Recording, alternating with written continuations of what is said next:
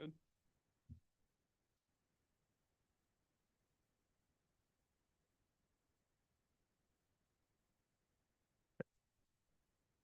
I can hear it up here. Can you? Good. Okay. Then call this meeting to order, May 21st, 2024. Please stand and join us for the Pledge of Allegiance.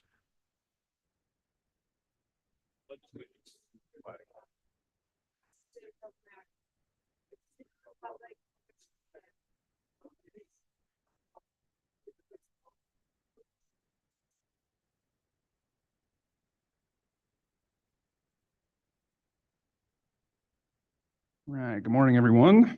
We do have a quorum present this morning with all 5 commissioners in attendance. Commissioners, if you've had a chance to review the agenda and there's no changes, I'd entertain a motion for approval. So moved.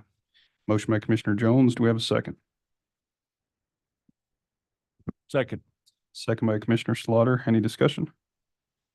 Hearing none, all those in favor signify by saying aye. Aye. Opposed, nay. Motion's unanimous. Moving right along into tab A, this morning we've got one public hearing for a budget amendment, Resolution 2405 CL03, a budget amendment for the Employee Benefits Operating Budget. And with us this morning is Accounting Specialist Rebecca Romero. Good morning. Good morning. How are you? We're here. So today I am requesting a budget amendment on behalf of the HR department, specifically their employee benefits budget. We would like to receive the board's approval to transfer $1,200 out of the general fund reserves into the employee benefits operating budget. I've also attached the email request from them detailing what that specific object code is used for. Thanks, Rebecca. Looks like this is for pre-employment psych evaluations for the sheriff's office, as well as post-incident therapy for deputies. And with that, is there any questions for staff on the budget amendment, commissioners?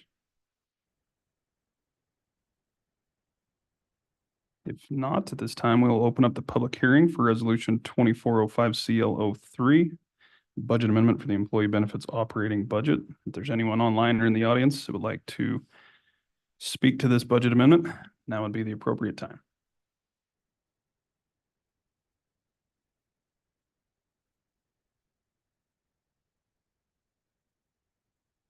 Seeing and hearing none, we'll go ahead and close the public hearing. Commissioners, what's your pleasure? Mr. Chairman, I would make a motion to approve Resolution 2405 CL03, a budget amendment for the employee benefits operating budget. Do you have a motion to approve by Commissioner Toman? Do we have a second? Second. Second by Commissioner Jones. Any discussion? Hearing none, all those in favor signify by saying aye. Aye. Aye. Opposed, nay. Motion's unanimous. Thanks, Rebecca. Thank you. Moving right along into tab B, we've got another public hearing from the Planning and Zoning Department. One item today is a notice of intent for language amendments to the 2015 Sweetwater County Zoning Resolution Section 5F, the district use chart, Section 5G, setback requirements, and Section 21 definitions. We've got Megan with us this morning, and we'll hand it over to her. Good morning, Megan. Morning, Chairman. Morning, Commissioners. The proposed language amendments we have today do deal with the 3 sections that Chairman West addressed. The purpose for these language amendments is to really kind of go through and clean up a few things that have fallen through the cracks over the years. And just trying to clarify a few things and we've had a few project proposals that have come in our office over the past years. So most of it is coming from trying to be proactive and getting things permitted within our district use chart so that they can go through the proper permitting processes to move forward and just make sure we have things in place kind of before things happen. And then cleaning up some language along the way. And with that, we'll just jump straight in. And the first part is within the district use chart, trying to be consistent with what we are calling things caretakers quarters. So adding quarters to the end of that, as that's how it's referred to in the rest of our code. that. And something else that we've kind of run into just with talking with the public, a lot of us planners have much different definitions of more common things that the public knows. So what we call a two-family dwelling is more commonly known as a duplex or a townhome. And we have a lot of people calling into the office saying, I'm trying to read through your regulations, but it doesn't look like you allow a townhome or a duplex. And a lot of that's coming from just difference in what we call something with the super fancy language and jargon to what the public knows things as. So just trying to go through and help connect those dots a little bit and make sure that we're consistent with what we're calling it, and making sure the public's on the same page with us as well. The next is, again, kind of clarifying things. We call guest homes a residential accessory dwelling unit. So going through and putting that common name in there. And if we go over to the R2, which is mixed residential column, and apologize, didn't read completely over on this, but back up to the two-family townhome or duplexes, because back in, I believe it was February, our last language cleanup was to propose new regulations for our high-density residential to allow for, more townhomes and duplexes to be built. And we addressed all of the setbacks and requirements and things like that. And that's something that we missed last go around, but want to address this time is we want to make sure, because we've addressed those setbacks and for the common wall that is shared on a duplex or a townhome only within the R3 zone. We don't want to have those allowed in an R2 zone. We want to just see those in the R3 zone. So just making sure we got everything updated accordingly there.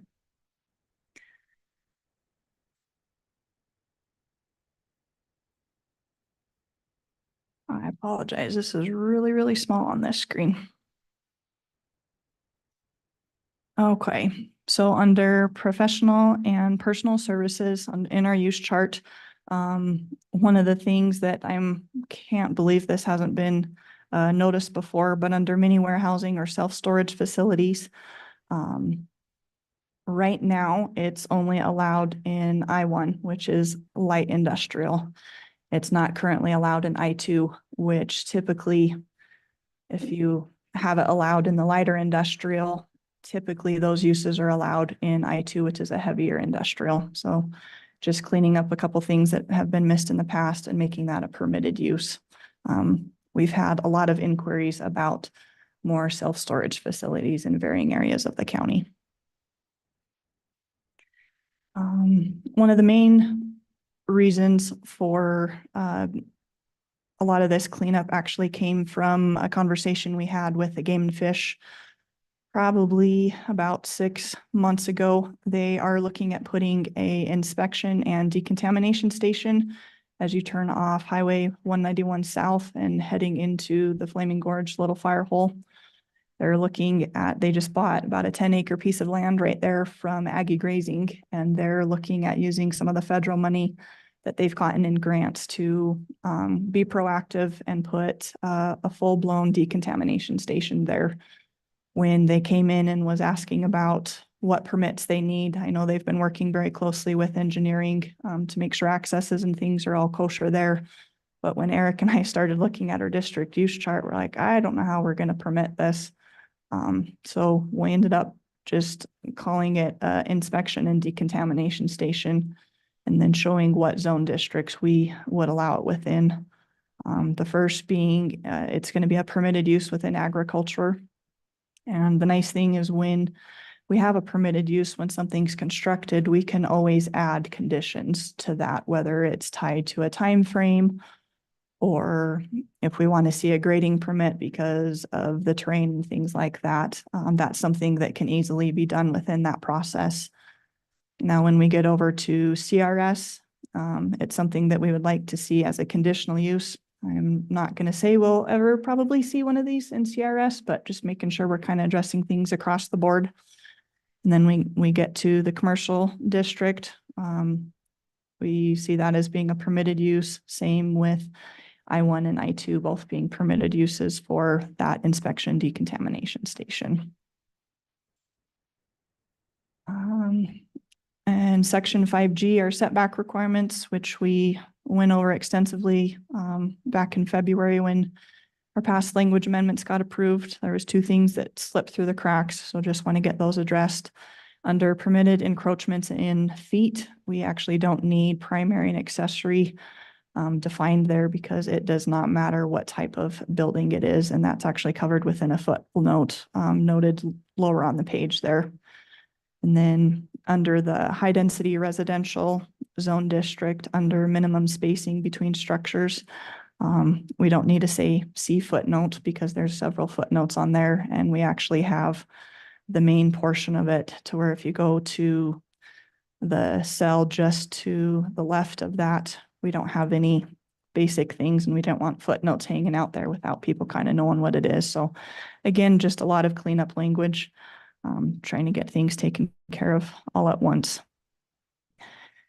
Now jumping to our definition section, a lot of what I'll go over here is again cleanup that I've covered in the district use chart, making sure we're using the same verbiage for the planning side of things, and also putting the common names in there so that people, if they happen to do a word search or a find on our online regulations, they can find what they're looking for. So accessory dwelling unit is to be more commonly known as a guest home. And the other note that I have in there, because everybody knows how lovely it is working with Microsoft Word, it has messed up my numbering severely on this. So I will go through, if these were to get approved, and address all the numbering at one point in time.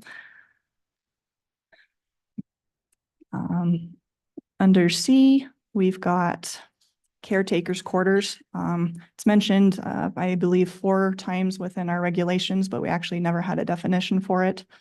So we would like to define caretaker's quarters as a dwelling that is accessory to a non-residential primary use of the site where needed for security or 24-hour care or supervision. CNG is compressed natural gas, also something that's noted within the district use chart, but we didn't have a definition for it.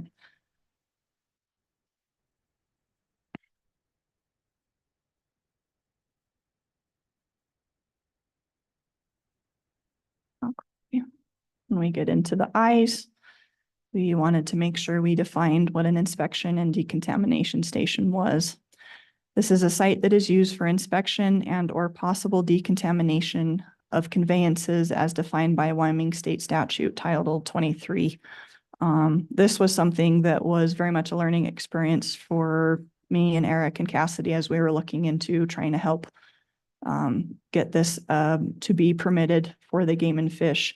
The Game and Fish actually defines what I thought was watercraft as conveyances. This way, let's say there was a paddleboard going down the river or a canoe, or even just massive, Mark Lyon pointed this out in our meeting 2 weeks ago.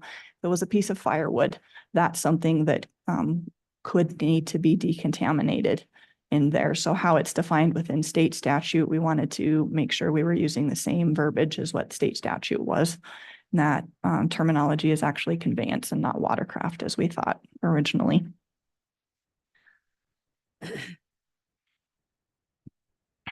All right, when we get to the M's under mini warehousing, one of the things that I think has been overlooked in the past and has just been assumed, and something that we want to make sure we're more transparent with the public, and that everybody within our department is treating things with the same intention, especially having a couple new people within the office. Definitions are something that they're relying on greatly just to learn the terminology and stuff like that. Right now, as it stands, storage for mini warehousing must be within a site enclosed structure. As we well know, there are a lot of storage units around the county that have the site enclosed structure, but they also have open RV storage out there. Technically, that probably was something that got overlooked in the code, so we just want to go in and make sure it's actually stated so that there's no confusion in the future. that we do allow recreational vehicle storage to take place on the site if it does not want to be within an enclosed structure, as long as it falls within the correct zoning districts, excuse me. Oh.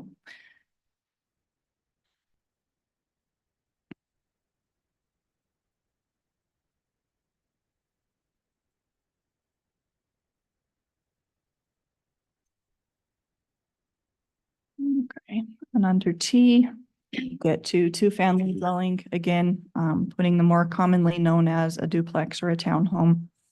Just making sure we're being consistent with where we're calling everything out within our regulations. And then the last bit of cleanup we have proposed is back in the early 70s or 80s, even for that matter, what our zoning permits were called at that point in time was a zoning certificate. Now the department is more using the term zoning permit.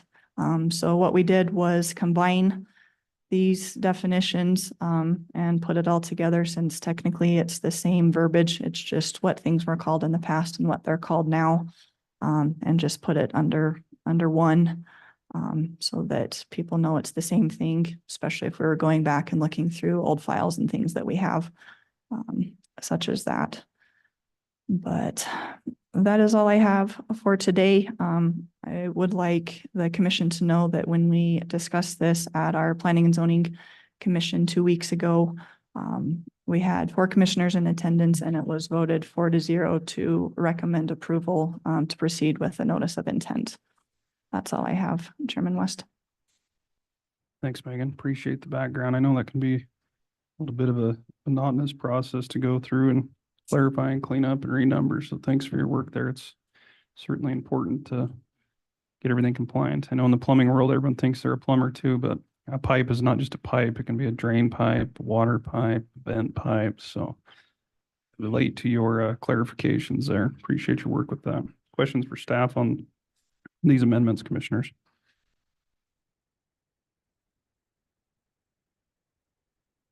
Mr. Chairman, Commissioner Richards. I'd move approval of the notice of intent for language amendments to the 2015 Sweetwater County zoning resolution, sections 5F, district use chart, section 5G setback requirements, and section 21 definitions. Chairman West. You back just a little bit, sir. We got a public hearing we have to have. So if there are no questions, we will open this up for a public hearing on the notice of intent for language amendments as presented. If there's anyone in the audience or online that would like to speak to this zoning amendment, now would be the appropriate time. For the zoning amendments that were just presented, Oh, I thought you were talking about the ones coming up. you'll be up next. Huh? You'll be up Oh, next. okay. Still on this? No problem. Yeah, if there's anyone online or in the audience that would like to speak to the amendments we just covered, now would be the appropriate time.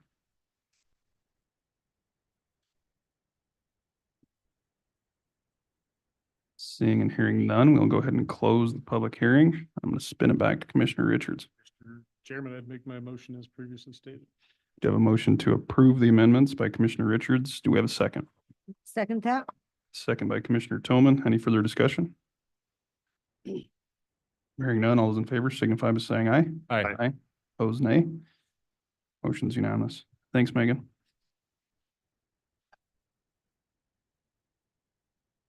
Next on the agenda is county resident comments and concerns. At this time, if there's anyone online or in the audience who would like to address the governing body on any issues, now would be the appropriate time. Good morning, sir. Please My name introduce is, yourself. Kenneth Reed. And I'm one of the property owners out there in that area where that resolution to vacate portions of County Road 90. And actually, I've got the property almost sold, but I still want to make sure that we don't lose the access to this property. Because it looks like, according to what Solway wants to do, they want you to build a bridge completely over the railroad instead of just having a crossing. And to me, that sounds way unfeasible. And it's better to keep this access, because as soon as you lose that access, you're gonna become a landlocked situation. because it won't have no access back to that property. And, I mean, the roads have not been built. I understand that part of it. But like most county roads, like 90 or 80% of them anyway, are dirt roads.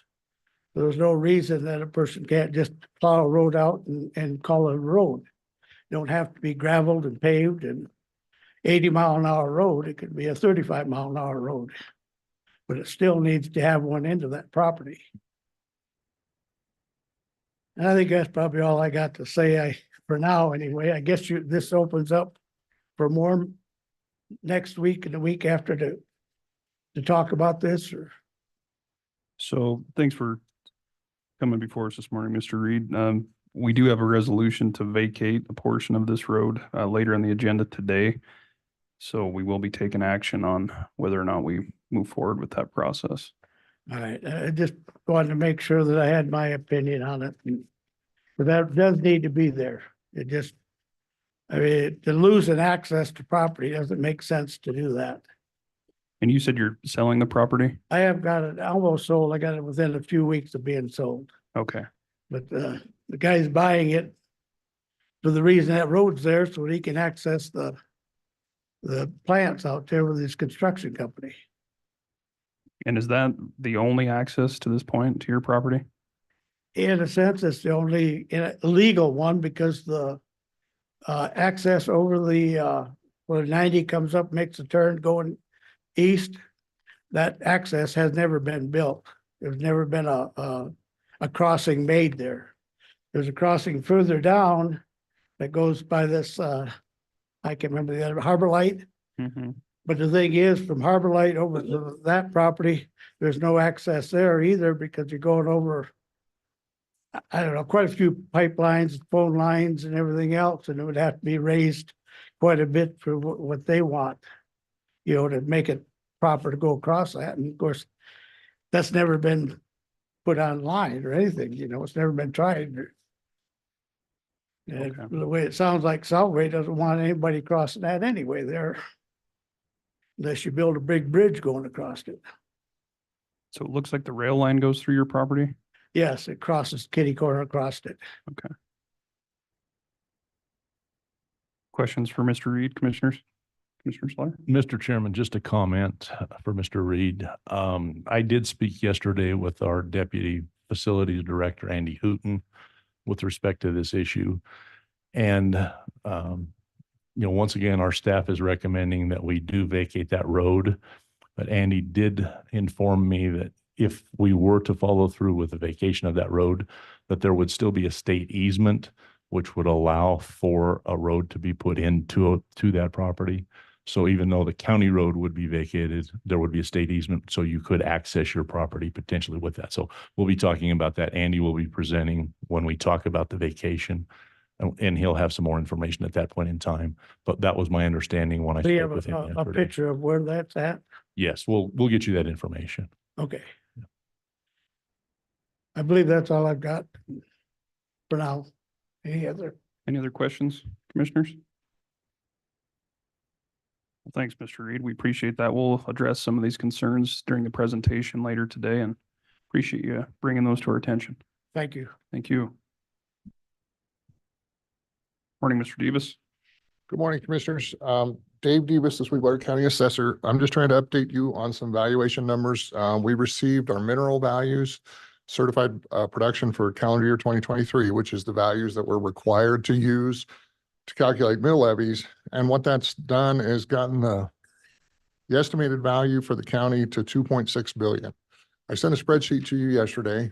There's a blue portion that's highlighted, and the last piece of the valuation puzzle is the utility values. So these are the pipelines, the airlines, railroads, rural electrics, major telephones, cable companies, cellular companies. Those values will be coming later in June. So this is really just an estimate, and I did the best I could with my estimates for 2024, which is why those are still highlighted in blue. But you can see we're going to be down about $268 million in valuation from the prior year. So that equates to, when you take that times 12 mills, that's about $3.2 million less for the calculation. Now, again, this is where I do my speech. You know, value does not determine cash flow anymore because of Senate File 60 and how the mineral values are collected. But this is still the process required by statute to calculate mill levies for all of the special districts, the county itself. So this is where this valuation sits currently. And I just wanted to present that and answer any questions you may have. Thanks, Dave. Appreciate you keeping us informed on that. I know originally, weren't we thinking around 2 million, give or take? So this is increased by Yeah, and 1.2, give or. what had happened is we had oil and gas had just gone down substantially. I thought Trona was going to be up a little more than it was, and it was still up $68 million, but it just wasn't quite enough. I expected the plant valuations to be up just a little bit more, and they were not either. A lot of that was not necessarily complete as of January 1st. I think next year we'll see the plant sites values go up a little bit higher. But in this situation, this is the best information we have. We do have one formal appeal on a commercial property that is still in the works. And then we have some of our TY Pickett accounts, our industrial appraisers have 3 or 4 more days for those accounts to come in and that 30-day protest period to expire. So we'll know more on the appeal stuff by the end of the week. But these values are as solid as they can be at this particular point. Questions, commissioners? Yes. Commissioner Tillman? Assessor Davis, do you have any idea how much the right-of-ways and that other portion would bring in when you find that number? Do you have a number from last year? Yeah, we've actually looked at the 2023 number and done some calculations to estimate. Those blue numbers that you see on that spreadsheet are the estimates that I've made for those values. So the 2.687 includes the best estimates that I have for those utility values. So that is in that calculation already.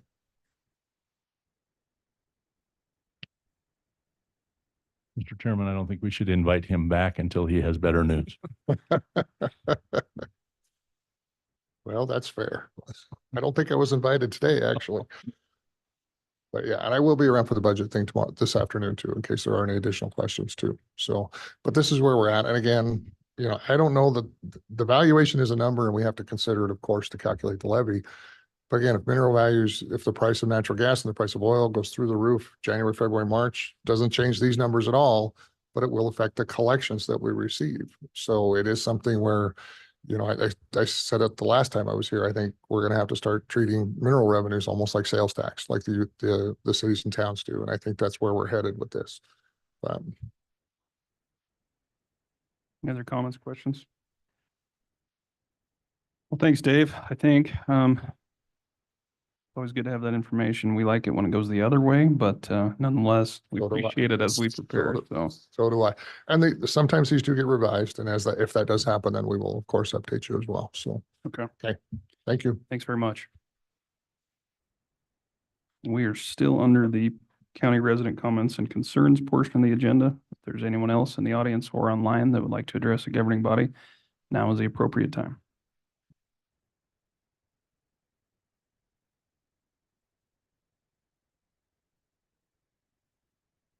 Seeing and hearing none, we'll go ahead and close the county resident comments and concerns. And this is going to move us right along into tab C, commissioners. Under tab C is the consent agenda. Today we have 13 items.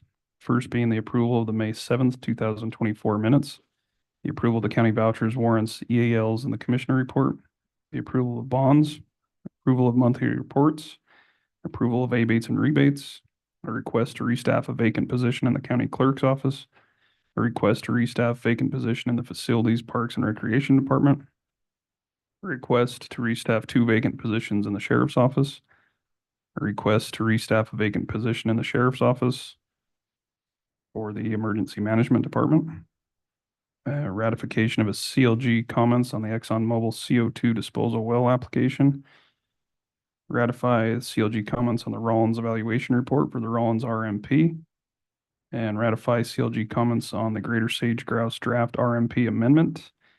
And finally, to ratify the 2023 MOU between the University of Wyoming and the Sweetwater County Board of County Commissioners. Commissioners, I would ask if there's any requests to remove any items for further discussion. Hearing none, I'd entertain a motion to approve the consent agenda as presented. So moved. Motion by Commissioner Richards. Do we have a second? Second. Second by Commissioner Jones. Any discussion? Hearing none, all those in favor signify by saying aye. Aye. Aye. Opposed, nay. Motion's unanimous. This will move us right along into commissioner comments, and Commissioner Richards, the floor is yours. Thank you, Mr. Chairman. Good morning, Commissioners. Start out with, because I have a 7-year-old grandson and because dinosaurs are important to a 7-year-old young man, I want to recognize that today is National Dinosaur Day, which is always the third Tuesday in May, but is also celebrated a second time on the first day of June, because as we have already established, dinosaurs are important. So important, in fact, that they get 2 national days on the calendar, less than 2 weeks apart.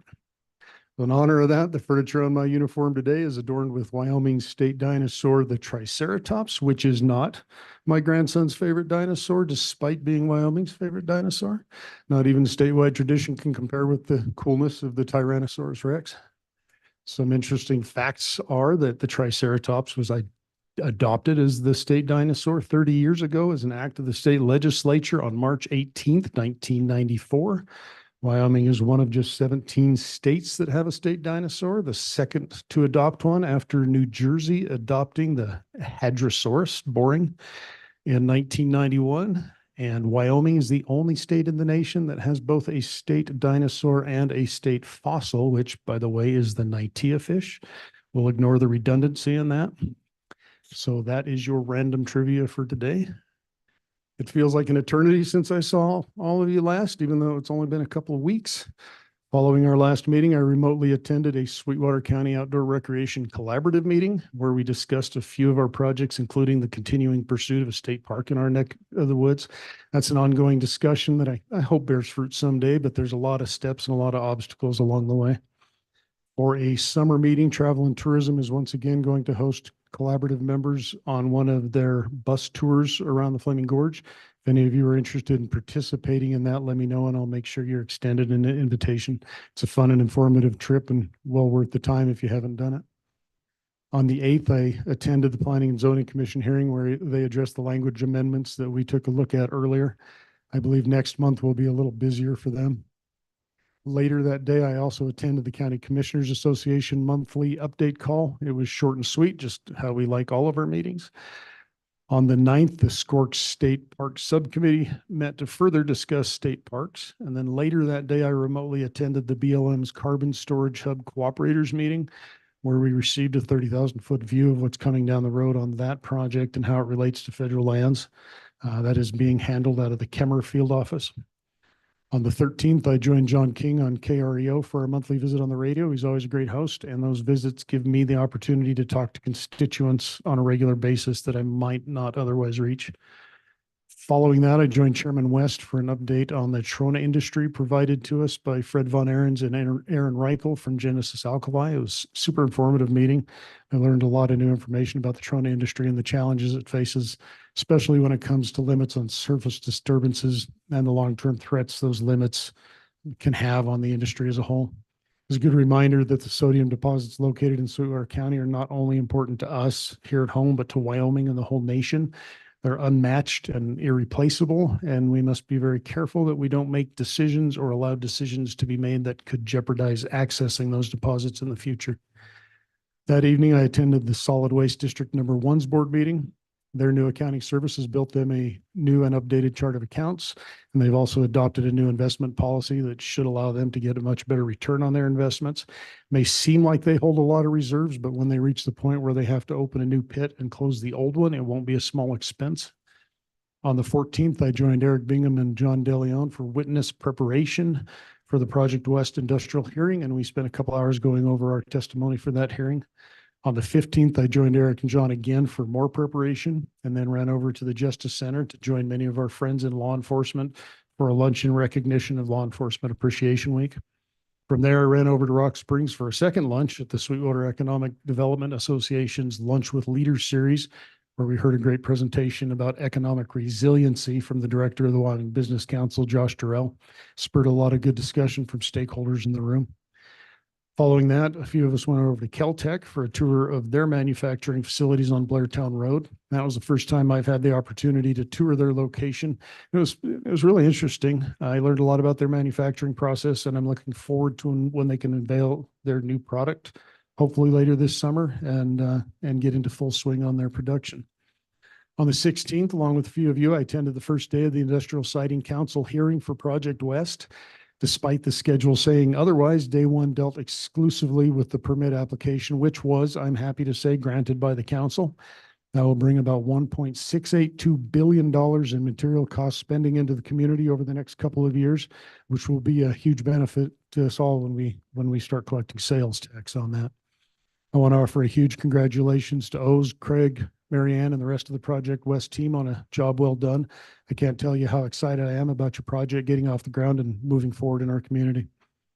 Bright and early in the morning of the 17th, we finally got to bring these months of work on the Project West impact fees to fruition.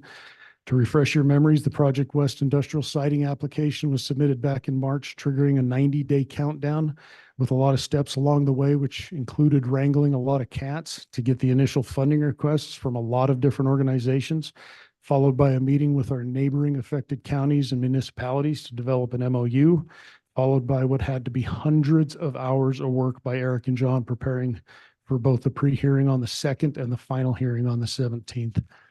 On behalf of the Sweetwater County Public Works Department, Sweetwater County Sheriff's Office, the Sweetwater County Fire Department, Sweetwater County Fire District Number 1, Sweetwater County Memorial Hospital, Castle Rock Hospital District, Southwest Counseling, Solid Waste District Number 1, the City of Rock Springs, the City of Green River, the Town of Superior, and the Town of Granger, Sweetwater County presented applications totaling $8,698,435. I testified first, providing about five-minute summary of the economic models we used to reach our distribution amounts. I talked way too fast, apparently, and was interrupted several times and told to slow down. Followed by Eric, who spent about half an hour explaining each of our applications in greater detail. Eric did a fantastic job, and John also did a fantastic job of guiding both of us through our testimony. The quality of work they both did is evidenced by two extremely important facts. First, I was told by multiple participants, folks whose opinions on the matter I greatly respect, that Sweetwater County's application was hands down the best that has ever been presented in front of the Industrial Siting Council. Second is the fact that the Industrial Siting Council approved without amendment or dissent every penny of the applications that Sweetwater County presented. Could we have asked for more? Of course. Could we have gotten more? Maybe. But could we have sabotaged our own requests by asking for too much? Absolutely. I think we can all be happy with the requests that we made and sleep easily knowing that our requests all fell within the letter and the intent of the governing state statutes. We learned a lot about the process, and despite being the best, we're going to do even better next time. Eric isn't here today to hear it, and I know they don't like the praise. Eric's in Washington, D.C. today representing us on a carbon capture task force. But I want to thank Eric and John, Rob, as well as the representatives from all the entities and municipalities that worked so closely with them to make this application such a success, along with the rest of you that have been so supportive during these months. I simply cannot thank all of you enough, except maybe by reminding you that come September, we get to do it all again, but bigger. That behind us for a while. We're good. We're good. We'll have another application drop in September, another hearing in December, and that one will be 2 to 4 times as big. So we're ready. Moving on, I planned to go on Wyoming Wildlife's Eco Flight yesterday, touring the northern mule deer migration routes, but they ended up canceling. So maybe next year again. I attended the Joint Powers Combined Communication Board meeting and the Library Board meeting yesterday. At the Library Board meeting, we received an update from Alan Vaughn about the rural branch libraries and the work they've been doing there. Lindsay says the architects have been in the building taking measurements, and their meeting rooms remodels should be on schedule this summer. Moving forward, I plan to attend the Memorial Hospital's laboratory expansion groundbreaking ceremony on the 23rd, Fair Board meeting on the 28th, and possibly a DEQ Air Quality Division update in Pinedale on the 29th. On the 30th, I'll be in Cheyenne for a meeting of the Wyoming State Liquor Association, which is scheduled to include a tour of the Wyoming Liquor Division offices and distribution center. And that's all I have scheduled for so far this coming few weeks. It feels kind of like a vacation compared to what I've been doing recently, so I'll take it. I think that's all I have for you today, Mr. Chairman. I know it was a long one, but I hope I'll make up for it at our next meeting in June. In the meantime, I'm happy to stand for any questions, and I hope I left something for the rest of you to talk about.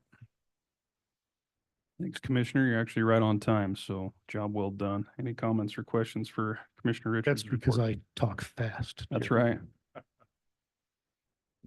Thanks for bringing up the dinosaur events too. That'll be good news to pass along to my 4-year-old. A little jealous I don't have a dinosaur tie, but I've got some comments in my report in regards to the work that you did on the industrial siding, and I'll save a little bit for that, but I can say as, just someone attending there in the audience for support that is pretty proud of the efforts put forth by Sweetwater County in that process. And it was interesting, something I'd never been through, certainly probably more stressful for you guys that testified, but job well done, and Sweetwater County should be proud for your efforts. So I thank you for the amount of time and sacrifice you put into that process.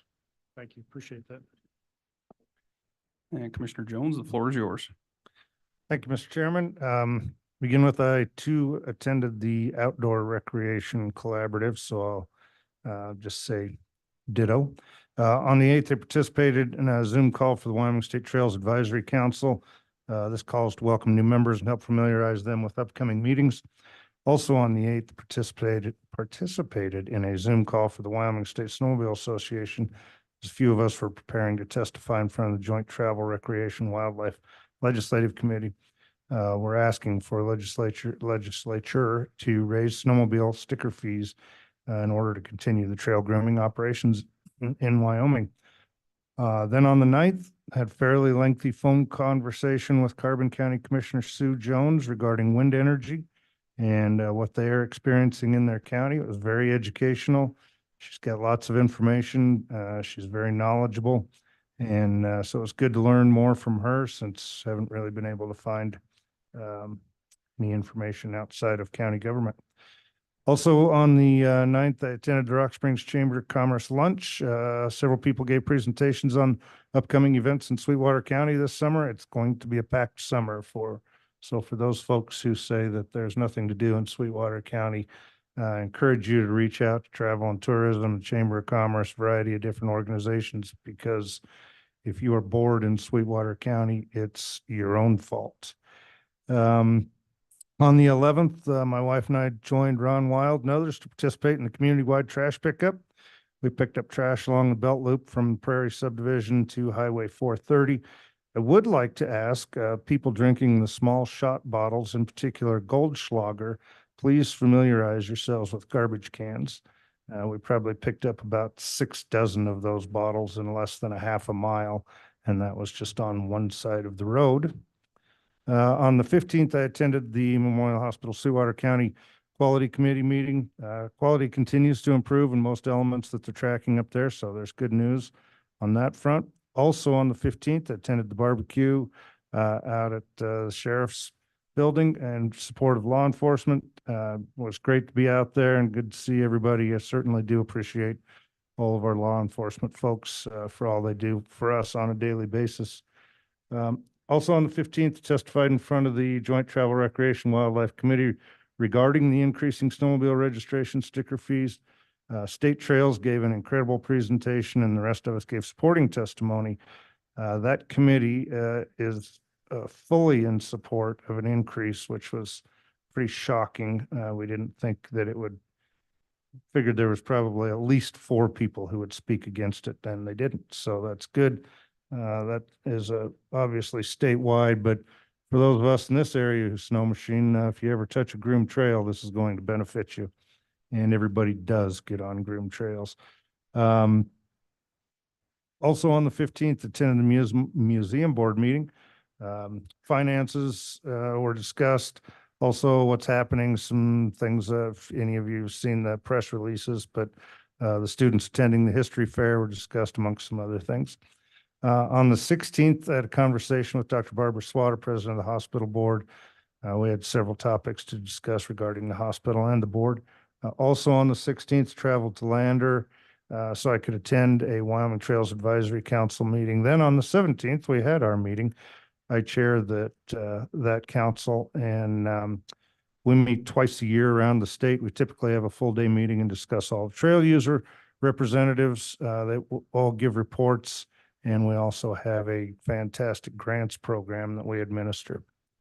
On the 18th, then the council held a side-by-side ride in the Red Desert in order to showcase our area. There were also, not surprisingly, many discussions surrounding the Rock Springs BLM RMP, since the 100-mile trip that we took pretty much went through all affected areas. Then on the 20th, spent time preparing for today's meeting. Also attended a Star Transit Board meeting where they discussed they're kind of having several people come in and want to be drivers. So that's a great change. Not everybody has people coming to them wanting to work, but they do. They've got a couple of buses that are going to show up here in the next several months, finally, that have been on back order for a couple of years, I believe. They also discussed a refresh of their logo and their webpage, and they passed several policies. And that concludes my report. Thanks, Commissioner. Appreciate your report. Any comments or questions for Commissioner Jones, Commissioners? If not, it looks like I'm up next. Try and be brief here. I did attend the mayor's and commissioner lunch the day after our last meeting. RS has recently completed a wage study and is in the process of interviewing stakeholders for their Parks and Recreation Department's strategic planning efforts. I was asked to participate in that, so I had an interview with one of their consultants last Monday to share any thoughts or ideas given my involvement from a previous hat. During the luncheon, Rock Springs expressed a desire to revisit the Joint Powers Board agreement for the Combined Communications Center and would also like to begin the process of establishing a countywide EMS district. Green River expressed similar views, so I suspect conversations will start to become more regular in those fields once we get through budget season, but I thought I'd bring that to your attention. There's been a little bit of discussion in previous meetings, but it sounds like they're wanting to get the ball rolling on that. So I would assume, obviously, we'll be getting together to see if everyone's aligned in that idea. On the morning of the 9th, I had a video interview with local filmmaker Mark Pedri about the impacts of the trona industry and what it has on Sweetwater County and the state of Wyoming. It's always a bit nerve-wracking when there's a camera in your face and you're talking about severance tax, ad valorem tax, and how Sweetwater County doesn't get the credit it deserves at the state level for being a mega powerhouse, given the amount of revenue generation provided from our excellent partners like those in the Trona Patch. Hopefully I represented us well. If nothing else, I tried to pretend like I knew what I was talking about, but it was an interesting, an hour-long back and forth interview with Mark. It's always nice when someone wants to put together something that, highlights the importance behind such a stable industry that helps keep the county tick. And so I kind of enjoyed that as much as I was extremely nervous walking into that, but that film should be available by the end of the year. So I'll keep you posted there. I don't know if you've seen any of his other films, but he does a top-notch job. So it'll be interesting to see from the different, industry partners what that is produced. Coincidentally, as Commissioner Richards spoke to, he and I met, I believe it was last Monday, with Fred Von Ahrens and Andy Reichel from Genesis Alkali to hear an update on the drone industry. I wish that had occurred before the interview, as I would have been a lot more confident and prepared walking into that. But nonetheless, Fred and Andy shared some of the struggles and concerns within the industry and some of the projected forecasts, and felt it was important to re-engage their relationship with us, particularly after the RMP process, to keep communication lines open and to educate one another on items of significance once they're brought forth, kind of like Commissioner Richards explained, with a lot of things you don't really think about, when they're roughly 1,600 feet below ground. And Genesis, for instance, is a longwall mine operation, and obviously as they're mining out the ore, the trona, it's fallen behind them. And so then if you have right of ways above ground up on top with different pipelines and utilities, some of those goes right over the top, and they may or may not be involved in some of the cooperator meetings and things like that. So just kind of put things in perspective for us to think about those as we participate, to think that, that could have some effect for them or the, I guess, applicant in those situations. But good meeting. We appreciate them reaching out and keeping us in the loop on all things Trona. Later that day, I attended a meeting with representatives from city government, the airport board, and the Wyoming Business Council to get further clarification on the MOU we'll be discussing for the airport's financial shortage on the terminal project later today. There's some back and forth between the Joint Powers Board members, so I asked Devin to call a meeting with the Business Council to try and alleviate any concerns and unknowns prior to our agenda deadline, given the time constraints with the grants that we'll also be taking up later today under the prepared resolutions. Spent quite a bit of time working with Mr. De Leon on all 4 of those documents on the agenda today and trying to maintain that everyone was on the same page. So I certainly appreciate John for his assistance there in between all of his preparation and work for the industrial siding. It's never a very good feeling when you're backed into a corner, but also against a race against the clock with that. So we'll see where that shakes out this afternoon. The remainder of last week was attending the Industrial Siding Council meetings to support Sweetwater's team of professionals as they testified on behalf of all of us and the participating cities and sponsored entities for the Project West Impact Assistance Funding. Once again, would like to thank Commissioner Richards for leading the way throughout another race against the clock effort and for the significant amount of time he, Commissioner Slaughter, John, and Eric all put into the preparation and application process. Their testimony was factual and respectful, based on data and need versus want and greed, which was certainly backed by the council's decision to fund us in full.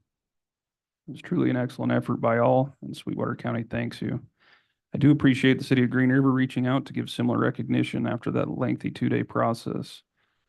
Special thanks to the Industrial Siding Council for their consideration and certainly to Project West for their continued commitment to Sweetwater County. Special congratulations to their team moving forward. Yesterday, I attended my Water Users Coalition board meeting. It was a light agenda, so this one was only about 15 minutes, which was welcomed. It was shared that the Bureau of Reclamation will begin their major releases on the Fontenelle Reservoir around mid-June, with peak releases at about 4,500 cubic feet per second. Right now, they're averaging about 1,300 for comparison. The mid-June releases will last roughly a week to 10 days, and then after which they will maintain anywhere from 1,100 to 1,500 CFS. In August, they'll begin maintenance on the power plant, which will consist of erratic releases and drawdowns for a 2-week period, Monday through Thursday of each week, from about 7 a.m. to 5 p.m. each day. Aside from that, Flaming Gorge is up just shy of 14 feet from a year ago, and the Upper Green River snowpack is at 118% of the May 19th average. Next week, I'll have Southwest Counseling and Board of Health, and Southwest Counseling's board chair has assured me that their executive session will be at the end of the meeting this month, so I should have something to report for you there on the 4th. And with that, there is one quick reminder that because of the holiday next week, the agenda items for our meeting on June 4th will be this Thursday, the 23rd at noon, which is a pretty quick turnaround. So with that, commissioners, I wish everyone a nice Memorial Day weekend, and I'd stand for any questions. Mr. Chairman, Mr. Richards. in your discussion with the mayors on readdressing the Joint Powers Communication contract, do you feel like that discussion could encompass, and I guess since you brought up EMS also, could that discussion encompass them paying a fair share of our ambulance contract?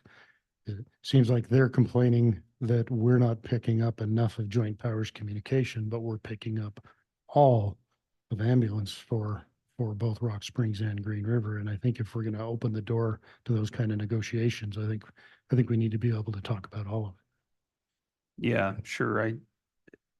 There was kind of an effort to consider the combined communications as part of the district too. I won't share my feelings on that just yet, but certainly it was reminded that we are fully funding the EMS service as it currently sits. There's always a little bit of back and forth, in a light humor, but serious aspect to that. So, as far as changing some of those, if the idea is to put everything in a district, I don't think that makes a lot of sense. But if that is the direction that everyone gives, it doesn't make much sense to change that agreement currently. So I think that's a little bit of what they're anticipating. You know, Rock Springs has indicated that, you know, whenever the contract ends between us and Council Rock, that certainly we would probably be asking for assistance with that. So I believe, you know, their idea is to try and prepare for that, to set up some form of a district to save funds. Obviously, I know they're struggling with some of their budget constraints as well, but I think if everyone has the appetite to move forward with that, then it's a matter of timing more than anything. So it's still pretty preliminary, but yes, it was certainly reminded that we 100% are taking on that expense. Happy to volunteer to be part of any discussions. I'll keep you posted on that. Any other questions? If not, Commissioner Slaughter, the floor is yours. Thank you, Mr. Chairman.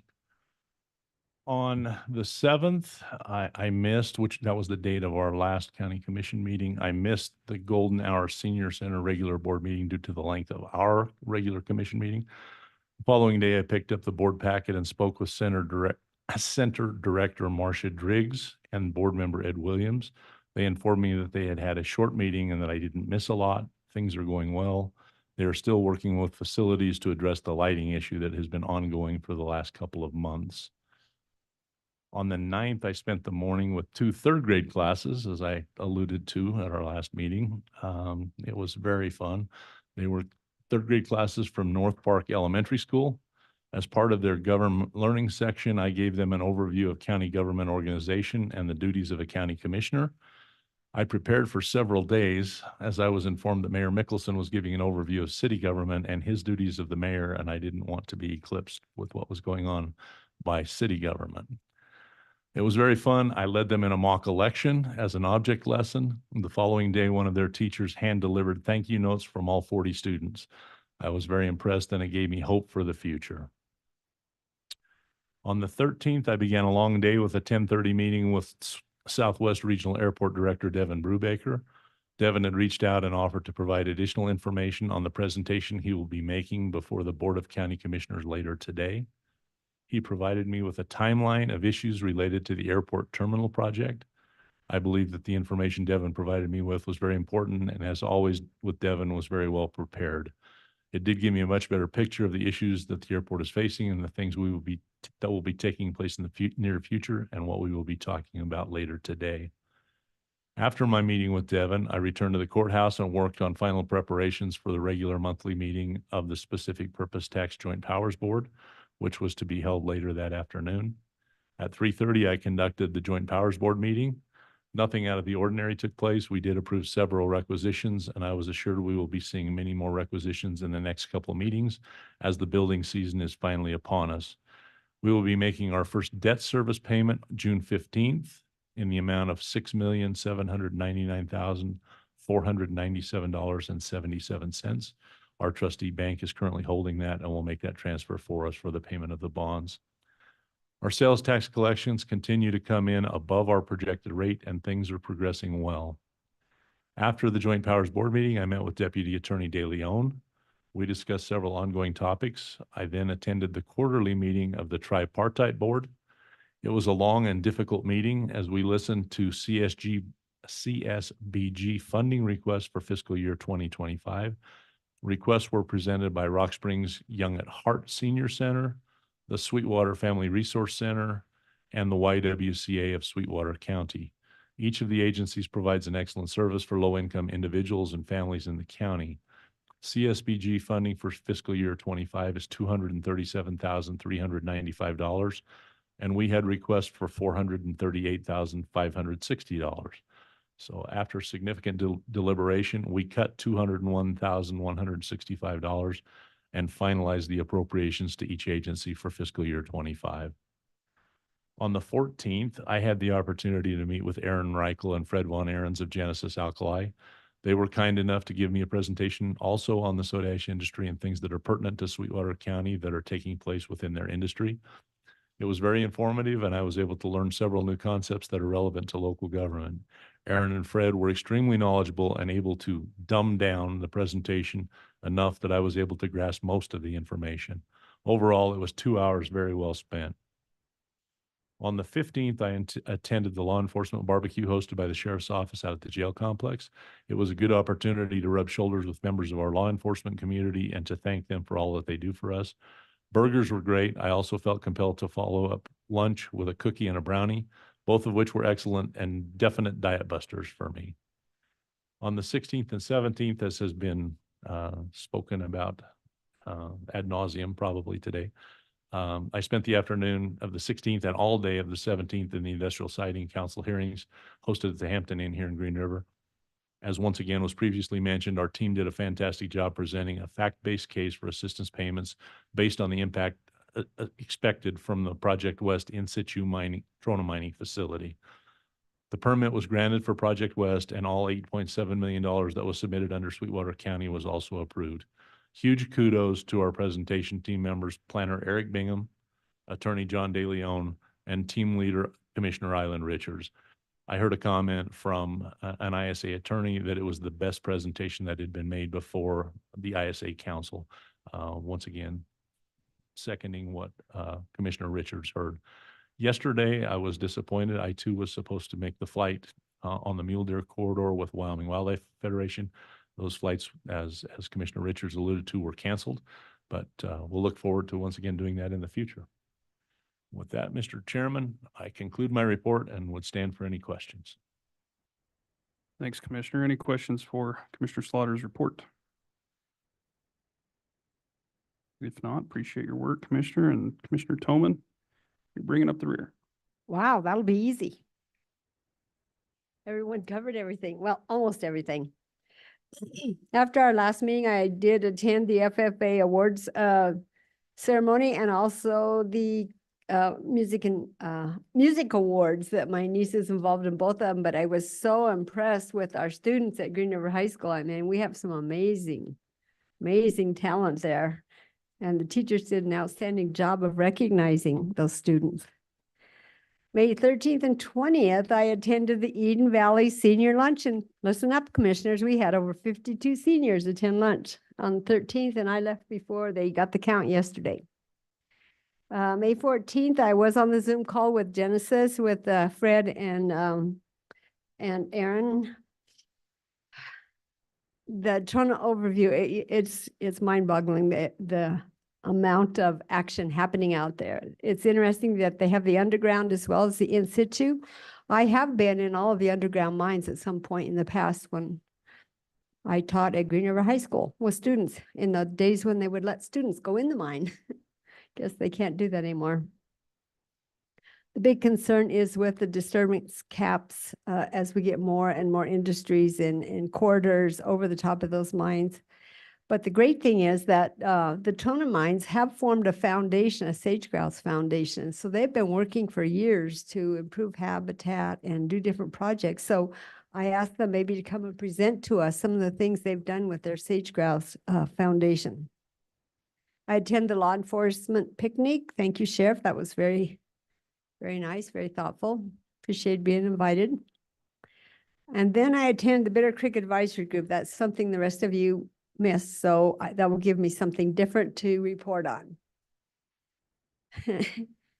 We reviewed the watershed-based plan with emphasis on measures to improve impairments with goals and objectives for improved water quality. They have 19 proposed management measures through 2027. The Wyoming Department of Environmental Quality listed the Bitter Creek and the Kilpecker for E. coli and Kilpecker for chlorides in 2000. At that time, we were notified as a conservation district that we could initiate a locally led effort to try to voluntarily clean up the streams. And so that's what's been happening through all this time is developing plans, hiring consultants, doing water quality monitoring on an ongoing basis. So they continue to monitor the water quality, collect data, confirm the impairments, inform the public, and promote the best management practices. The Bitter Creek watershed area is 2,229 square miles, while Sweetwater County is 10,491 square miles. So it's 21% of the county by area. Sweetwater County recently contracted with WWC Engineering to help them with the planning and the monitoring. May 15th, I attend the airport board meeting. Again, there's so many things happening out there. It's just amazing, but Devin will be here later asking for our assistance. May 16th and 17th, they attend the industrial site hearings, Project West. Yes, our team was definitely the best prepared. After hearing some of the others, oh, amazingly prepared. Then on May 17th, I attended the Rocky Mountain Power Open House, met some of the new leadership. Got to ask questions and challenge them about the proposed rate increase. They're saying it's only going to be 12%. But I did challenge them on the issue that green energy was not going to be tagged onto our bills. And they're saying now it's part of a multi-state effort. So yes, it all comes into the mix. So we all get to pay for everything, which I think is totally unfair and against what they earlier promised us. So I guess we will be attending industrial site or public service commission meetings on that and making comments through our coalition of local governments. But it was exciting to meet the new CEO. I cannot say his name, Gashral. I didn't get a card from him, but he was, I believe he has been put in that position because he does understand the issues with the coal and the natural gas. So I think that was a positive thing from that open house. Upcoming on May 23rd, we have our coalition local governments. May 28th, I have a Young at Heart meeting as a liaison.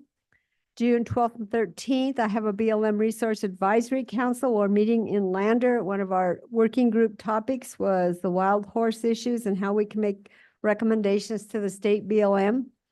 And then on Sunday, I actually went out and saw hundreds of wild horses between Farson and Rock Springs along the highway. So all I can say about that is healthy habitats make healthy horses. And if you get too many horses, you do not have either. So that's my conclusion. Thanks, Commissioner Toman. Any questions for Commissioner Toman's report? Quiet bunch this morning. I assume you're all saving that for either the airport or the budget discussions. So I guess to be determined. Good work all. Appreciate everything you all do. It's a busy couple weeks. And with that, we are going to take a 10-minute break. So we'll come back. Well, we'll come back at 10:20.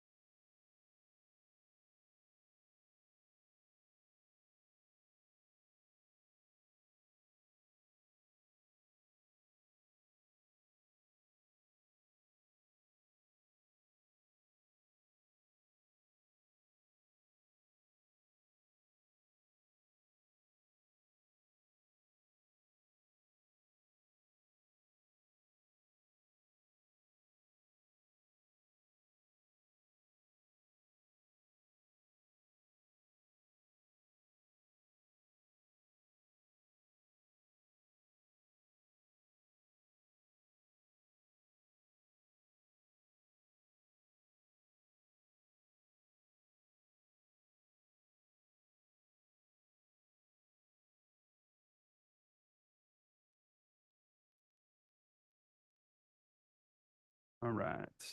Call this meeting back to order. Where we left off under break was just getting into tab D, the action and presentation items of the agenda. So the second item before us this morning, Commissioners, is the approval of the revised Sheriff's Office pre-employment contract. With us this morning, Sheriff Grossnickel. Morning, Sheriff. Morning, Mr. Chairman and Commissioners. As you're all aware, we do have a pre-employment contract for our new hires that requires reimbursement of certain things if they do quit the agency and leave.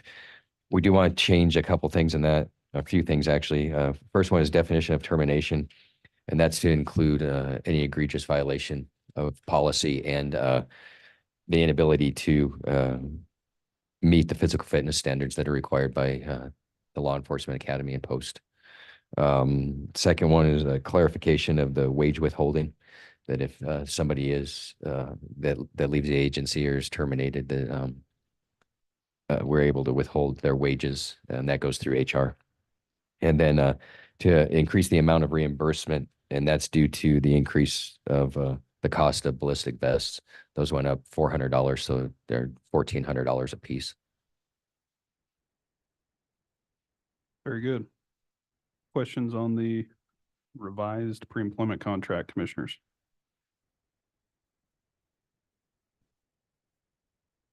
Is this something we approve annually, or is it just one and there's changes that are made? Just when there's changes. Okay. If there's no questions, Commissioners, I'd entertain a motion for approval. Mr. Chairman, I would move to approve changes for Sweetwater County Sheriff's Office pre-employment agreement. We have a motion to approve the revised Sheriff's Office pre-employment contract by Commissioner Slaughter. Do we have a second? Second. Second by Commissioner Jones. Any discussion? Hearing none, all those in favor signify by saying aye. Aye. Opposed, nay. Motion's unanimous. Thanks, Sheriff. Thank you, Mr. Chairman. Commissioners, we'll see you this afternoon. Sounds good. Item number 3 under tab D is a request to ratify invoice SWGC 24-1 to the Wyoming Department of Health for responsible gambling behavior funding from the Wyoming Gaming Commission. With us from afar online is our County Grants Manager, Christina Marshall. And good morning to you, Christina. Good morning, Chairman West, Commissioners. The purpose of this agenda item is to ratify action taken by the chairman to submit a request to the Wyoming Department of Health for funding related to responsible gambling behavior. In 2021, you may recall that Governor Gordon signed into law House Enrolled Act number 50, authorizing and regulating online sports wagering, or that's referred to as the Online Sports Wagering Act. So in accordance with state statutes, each month sports wagering operators remit 10% of online sports wagering revenue from the prior month, and $300,000 of this revenue is appropriated to the Wyoming Department of Health. So they distribute the funding to counties based on population estimates of individuals 18 years and older. It must be used to prevent and treat problematic gambling behavior. So Sweetwater County recently submitted the second invoice under this act to receive its state fiscal year 2024 funding. That amount was $28,656.63. Combined with the prior payment from last year, the current total is $70,521.50. So some final notes. The state fiscal year 2024 payment actually includes unclaimed funding from other counties under the state fiscal years 2022 and 2023 program. During the fiscal year 2024 budget workshops last year, the county commission decided to accumulate this funding so that it could develop a substantial and impactful project. It is currently held in Fund 270, Problematic Gambling, in our financials. And then the invoice was prepared and submitted to the Wyoming Department of Health outside of a commissioner's meeting to meet the deadline. So for you in your packet, I included as attachments the invoice, then the correspondence from the Wyoming Department of Health dated April 30th. And then finally, the funding table for state fiscal year 2024, in case you were curious to see the breakdown. And with that, Chairman West, I'm happy to answer any questions from you and the other commissioners. Thanks, Christina. Appreciate the background on that. Any questions for this invoice before us, commissioners?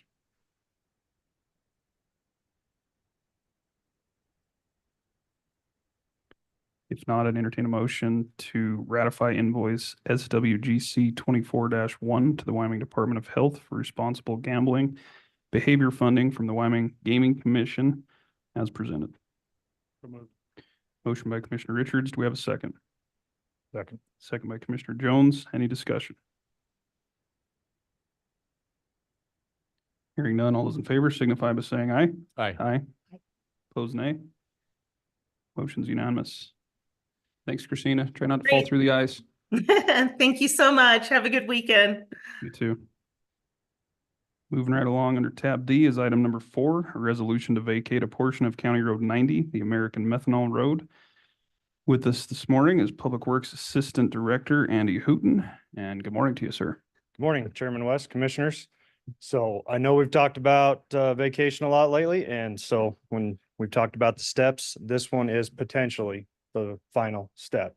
So as you can see in the resolution, we've followed all the steps required per state statute. We've gone through all the public notices. And then I do want to just make a comment. As per you guys said last time, objections were due on noon, May the 13th, and 5 were received by the county clerk within that time frame. Okay, so this road, again, just to recap, was planned in the mid-90s by American Methanol. The county, they came to the county and said, hey, we'd like to put a plan in here. Worked with them. We obtained some right of way. There were some agreements about who would build the road and whatnot. And we also obtained the harbor light right away as well, because that was a private road at that time. So as part of that, there was the BLM right of way that was done for American Methanol. The county purchased lands from Union Pacific at the time, and then an easement was obtained from the state of Wyoming. Okay, and I think to address Kenny's comments here, that easement in question from the state had a 10-year reversionary clause in it. And so as I read that through that easement, I'm not sure that easement actually exists anymore. We see it as being gone in a way. So just to kind of address that comment a little bit. But and to address Solvay's comment, Solvay actually wanted us to go further with the vacation and potentially look at over in section 15, I believe, clear further on the east side. They wanted us to vacate that whole thing. Now, the reason why we didn't, when staff looked at and evaluated this, was to help Mr. Reed out. There's 2 potential crossings there on the Silver Rail Spur. The southern one is private that goes into the Harbor Light plant. And that's Solvay's facility, I believe, Emery's. And the northern one was never built. And so either way, Mr. Reed wants to get to his property, he'll have to get a hold of Solvay and see what they want to allow. I don't believe the county had anything to do with the initial conversation between Solvay and American Methanol, because we stopped our agreement to build that road at the east side of that rail spur. So what that future crossing looks like for Mr. Reed, I'm not sure. I know he talked about above, not a surface crossing for safety's sake. That's Solvay's decision.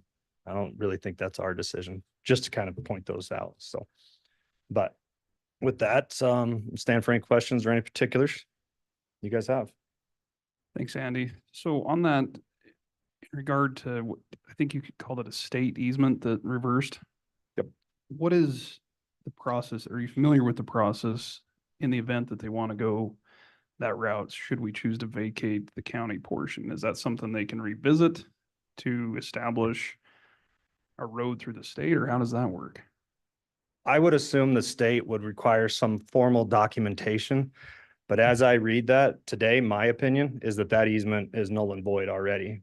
They write a clause in there that, hey, if you don't build this within 10 years and you don't tell us what's going on, this easement's defunct right away. Now, there hasn't been a formal relinquishment of easement completed, though. I don't know if the state will require that or not. They've been a little hard to get a hold of. Okay. So, So even, from our standard, because if I understand it properly, there isn't a road there, correct? correct. So that road was planned. We built our small little section on the east side. American Methanol was supposed to base it and build all the rest of the road over to Tenneco. That road was never built. It was never installed at all. Okay. So I would assume this is similar in that we didn't take any action either, so in regards to that easement from the state, should we decide to build out the road, for instance, we would then have to go through that process again with the state? I would me being who I am, I would talk to them about it because if I was the state, I'd make somebody get a new easement due to that clause, probably charge them money, but I think how I take it and the limited conversations I've had with the state, they would make us get a new easement. Okay. Questions or comments, commissioners? Commissioner Toman? Yes, Andy, I have a couple of questions. We also got a letter from Philip Stanton. So how many people actually have property along that road that might be affected if we abandon this road? So Vacate it? as the land records sit today, Kenny Reed, who came and spoke to you earlier in the public comment, as the land records sit today, I double checked them this morning, he is the landowner. Philip Stanton did reach out to me. We had a couple conversations, he has said that he wants to buy the property, is what I have been told. I don't know if a deal has been done or not at this time. I won't speak to their private matters. But Philip Stanton came in and contacted me. And so that's where that came from. To my knowledge, he does not own property along the road at this time. So can they get to other than going through Solvay, they can't get to the property if we vacate this road? I'm not sure how. I'm not sure how they've ever accessed the property. So when this was all done, American Methanol bought a piece from the state of Wyoming. Okay, planned this big project. They decided to back out. They never built any access to it. Never built a road. Looking back through the land records, Mr. Reed purchased this property through a tax sale. And so I'm not sure, unless he's been going on crossing the private right of way of Solvay's rail spur now, and then crossing the pipelines and going up. I'm not sure how he's been accessing it. I'm unsure of that.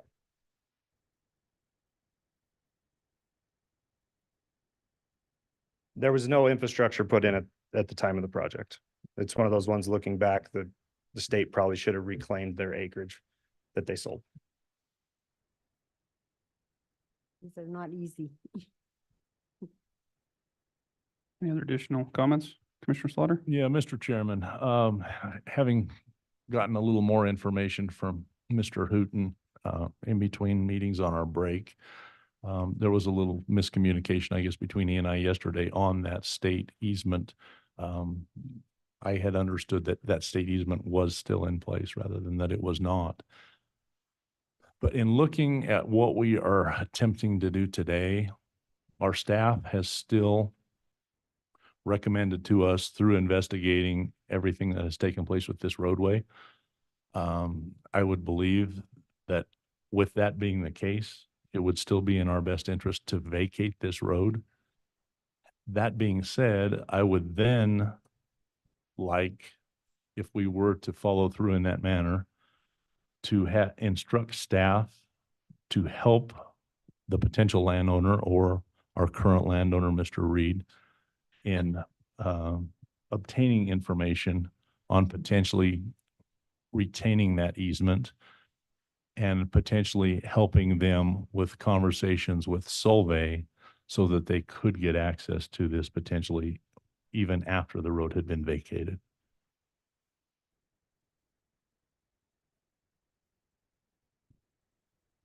Is that something you guys are comfortable with? You said hard getting a hold of the state, but is that something we can help clarify for We can get a hold of Marty Rapp and a few others at the state and try to schedule a meeting for everybody and help facilitate the conversation. I don't see an issue in that. I have the contacts at Solvay for their rail spur. As part of this, they provided comments back. So if you guys would like me to help facilitate a conversation between those entities, I have no problem helping facilitate that conversation. Mr. Chairman, I think the other option here would be to table this today and potentially perform that function before we act on vacating the road. I don't think that's in our best interest. I think that's just kicking the can down the road a little bit, but I think that would be another option if other commissioners felt like that were a better option moving forward. Mr. Chairman, Commissioner Richards? Andy, just kind of help educate me. So we have a county road mapped and identified. We're looking to vacate that road that doesn't actually exist. There's an easement on a state parcel of land that the state had granted right of way on. But that right of way is likely expired. What other properties along that route, is there right of ways in place, whether or not we have a road identified or not? Because just because we have a road identified doesn't necessarily mean we have a right of way to build that road. Is there other right of ways along the length of that road that would still be in place? Or I guess never has been in place if we abandon this road? So there are, Commissioner Richards, there are multiple right of ways along that road because there's different property owners. Now, each private, let's talk about who owns the land. There's BLM, there was UP, Anadarko, Aggie Grazing, whoever you want to call it. And then there was the state. And they all owned land across that section, across that entire route. Each one of them handled the right of way for this road differently due to their own internal processes. So the BLM, they don't give, you have a right of way, but you don't own the right of way, right? It's similar to an easement. So we have, it's not the 1099. The BLM form that we fill out, we have a right of way through the BLM sections, okay? And those are in that. Then across the Union Pacific, Anadarko, Aggie Grazing lands, Sweetwater Surface, I forget which one it's called today. Those ones we actually purchased. And so we own that strip of land. If you look on the map server, those are those sections. They're easy to identify. And then the way the state did the road is they did it through an easement. So the state is the underlying property owner. We just have an easement for the road. By abandoning our road, do we abandon those easements and rights of way that we hold? Clearly we own the parcels that we own, but are we abandoning any of those rights of way? Are they going to go away if we abandon this road? Yes, that's what the vacation process is all about. So in particular on each one, I guess what I'm asking are how many of those right of ways are just granted as a right of way, or are they tied to a county road? Yeah, or am I just missing how this whole thing works, which is possible because this is my first rodeo on this. so let me walk through each of those. I don't know if the county road number per se is on the BLM right away, but the location exists and match our maps for the county roadway. So I would say, yes, they're tied to that. And so when part of this, if we vote this through today, is to approach the BLM and do their relinquishment forms that they require. And now they tie it to a BLM WIW number, but it's about that county road. And then the land that we own, what's proposed and is following state statute, is you actually take that, split it in half and quit claim it to the owners on each side, similar to what we did down in Jamestown a couple months ago, how we split that and then we executed quit claims. We would do the same thing on those. So then we quit claim that back to Aggie Grazing, I believe it is. So then the road is gone. Any rights we had to the road is gone. There's no plan for that at all. The spot where that is goofy is this state section with that reversionary clause. The state's requiring some paperwork on the final end, but due to that reversionary clause, we see that as it's already gone. Thank you. Commissioner Jones? Mr. Chairman. Andy, so what do you think the odds are of the state granting access to this land? I mean, I guess my question is, does it boil down to if we vacate this and the state says, no, this is landlocked?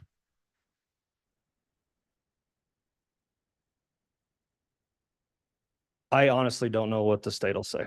I think on purpose value, on face value, anybody would say, yeah, I'll give you an easement for that. Now, how they view that easement and the relinquishment, if they want money for a new easement for a private road, I won't speak to what the state will or will not require on that. I just read that document as it is today. I just think that's what I'm struggling with. I just have a hard time. If our action landlocks a piece of land, that bothers me. Mr. Chairman, Andy, is that land currently locked? We see that Or what the situation? with is? that 10-year vacation clause, that easement's gone, So as I read that. it currently would be locked regardless of whether we do this or not.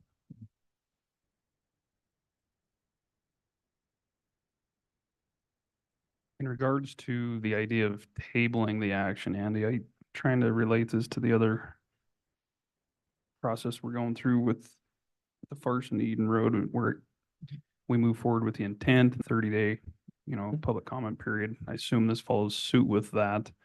So if we tabled it, would we need to extend that time frame? Do you know? No, you do not. So in the state statute, actually, 24.3.113. So we've been following this whole thing,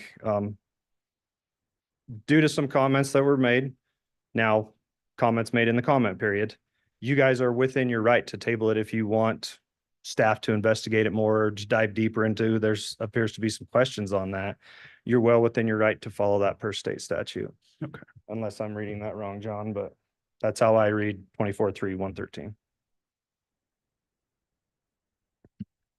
Chairman, yeah, you can continue, table or postpone if you would like. There are certain restrictions. I think as Mr. Hooton has made clear that your primary considerations are for the comments that have been made within the time frame. Those comments made outside of the time frame are by statute to be disregarded. So the comments this morning, for example, weren't within the time frame.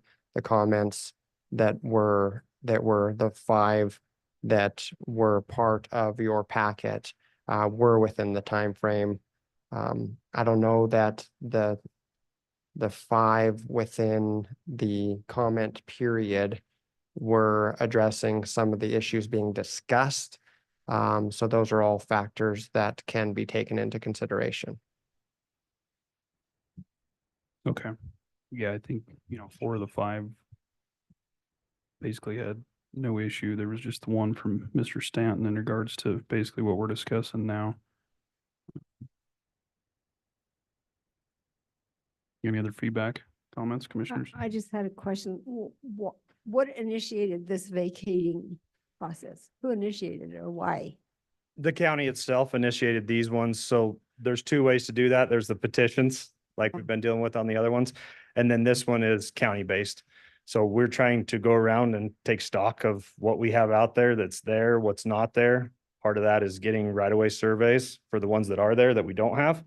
This is one that's not there, so we were trying to process through it. We're just working through the list. So staff initiated it to you guys and then brought it to county commissioners. Commissioner Jones? Thank you, Mr. Chairman. So I just want to make sure everybody's clear. So this is absolutely 100% landlocked this minute. Is that correct? As I read that state easement, yes, because that has a 10-year reversionary clause. I just don't want us to be the ones landlocked. I just want to make Be a little really ironic. clear. So that'd be a little ironic. Yeah. Yeah. it would. So I just want to make sure that no matter what direction we go, that we are not the reason for limiting or eliminating access. Chairman Jones, if you guys have a question about that and you're legitimately concerned about that, I'd suggest you table this or direct staff to, we don't have to table it. Well, you might have to per the resolution. We can investigate that and facilitate that conversation with the state if you would like. Mr. Chairman, Commissioner Richards? as Commissioner Slaughter said, hey, we don't want to kick this down the road, but today, I'm not sure I have enough grasp on the whole situation to make a good decision. I think I'm close, but I don't think I'm quite there. So I think I'd like to move that we postpone further action on this resolution until our next meeting. So at least I have an opportunity to visit with Andy and Jean some more. Maybe you can go out there and kind of get a grasp of what it is. With that, we do have a motion to postpone the resolution to vacate a portion of County Road 90, the American Methanol Road. I guess I'll ask if there's a second first. Second. Original motion by Commissioner Richards, second by Commissioner Jones. Further discussion? Mr. Chairman, I think I can get the information I need in 2 weeks, but if somebody wants to push that out to the second meeting in June, I would be amenable to that also. But I think 2 more weeks give me the opportunity I need to get a little bigger grasp on it. Yeah, I appreciate you postponing rather than tabling. I just think with the short turnaround with the holiday and the deadline for our next meeting, I'm not sure that that'll give enough time for staff to be ready to go on the 4th. So I think if we just leave it as a postponement, then we can allow them time to get what they need to bring back before us, whether that's the 4th or the following meeting. That gives a little more flexibility, because if we table it, then obviously we have to act on it the next meeting. So I appreciate the motion for that. Mr. Chairman, I think it would be good if they could also, as you offered to do, is try to facilitate some kind of meeting with Mr. Reed and the state and Solvay as part of that information gathering. Yeah, and then just let us know for the next meeting, and that would be good. Any other discussion? If not, we do have a motion and a second on the table to postpone the resolution to vacate a portion of the County Road 90, the American Methanol Road. All those in favor of the postponement signify by saying aye. Aye. Opposed, nay. Motion's unanimous. Thanks, Andy. We Thank you, appreciate the Commissioner. information. Moving right along to item number 5, under the action and presentation items, we have Southwest Counseling Service here to present an agreement with the Wyoming Department of Health for their media campaign. And with us this morning is CEO of the Southwest Counseling Service, Linda Aker. Morning, Linda. Good morning, Commissioners. My name's Linda Aker, and I'm the CEO of Southwest Counseling. And in February, we were given an opportunity for a request for a proposal for a media campaign. There's approximately $200,000 at the behavioral health level. And so we did apply for it, and we did receive funding for $20,040. And that media campaign is to highlight the importance of mental health in our community and substance disorders. It's also to raise the conversation about the importance of people's mental health and how essential it is to overall health.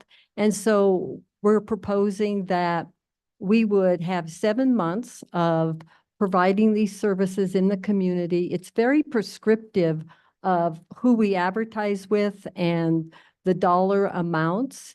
So with that, we're asking permission from the commission for Chairman West to sign the contract. Thanks for the information, Linda. Any questions on the agreement, Commissioners? If not, what's your pleasure?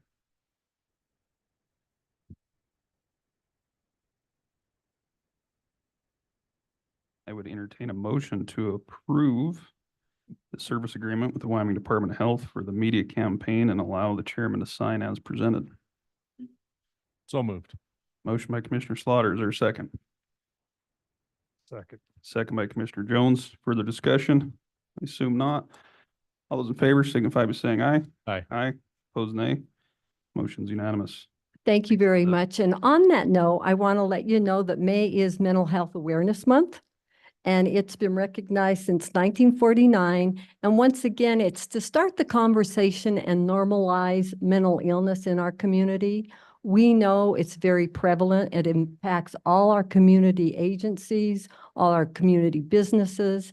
And so with that, I also want to inform the county commissioners of how much Southwest Counseling appreciates your support to our agency and to the residents of Sweetwater County. I think you're probably one of the only counties in the state that supports community mental health at the level that you do. So thank you very much, because without your mental health, you really have no health. Indeed. Thank you. Thanks, Linda. Appreciate you coming over. Take it easy on our chairman's health. It's Ouch. mental health. Next under tab D is item number 6. We've got the Sweetwater Events Complex Summer Events presentation. With us this morning is their Executive Director, Candy Pendleton, and Mr. Chairman, Bob Spicer. Good morning to you both. Good morning. I have lots of light information for you. So that was a little heavy. Y'all can just kick back in your chairs and listen to the craziness at the events complex this summer. So I put on your desks up there our fair brochures, which are fresh from the printer, and our National High School Rodeo pocket maps. So you will have those, and we're going to start getting those out into the community here any day. So we're out a little early this year, but with the summer schedule, we had to get things done a little bit earlier than normal. So very busy, and I know we're going to see lots of you out at the events complex this summer. So just a quick update about what we have going on, maybe. Last year at this time, I came to you and told you that we were just about ready to open the Spicer Pavilion. Again, thanks to the donation of the Spicer Family Foundation. And it is up and running and renting like crazy. So it is the place to have graduation parties and weddings. And obviously the big events are loving everything about it. So Spicer Pavilion, other than the wind block wall, which we're still trying to figure out, is up and operating and in really good shape. So I invite you all to come out again and check that out and see that. But that's been a great addition for us. So just wanted to highlight that one more time.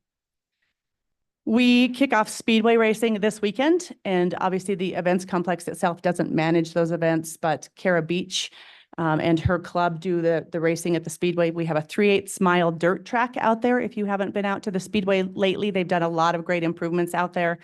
They just do a fantastic job. She gets drivers from all over the country, and it has a huge impact on our economy. So racing starts this coming weekend. So cross your fingers for good weather. They had practice last weekend, was very successful. So there is the full race schedule on the screen that you can see. They typically run one weekend from May to September. You will see the 2 weekends in August, and part of that is they also are hosting the Demolition Derby the last couple of years, which has been a great fundraiser for them.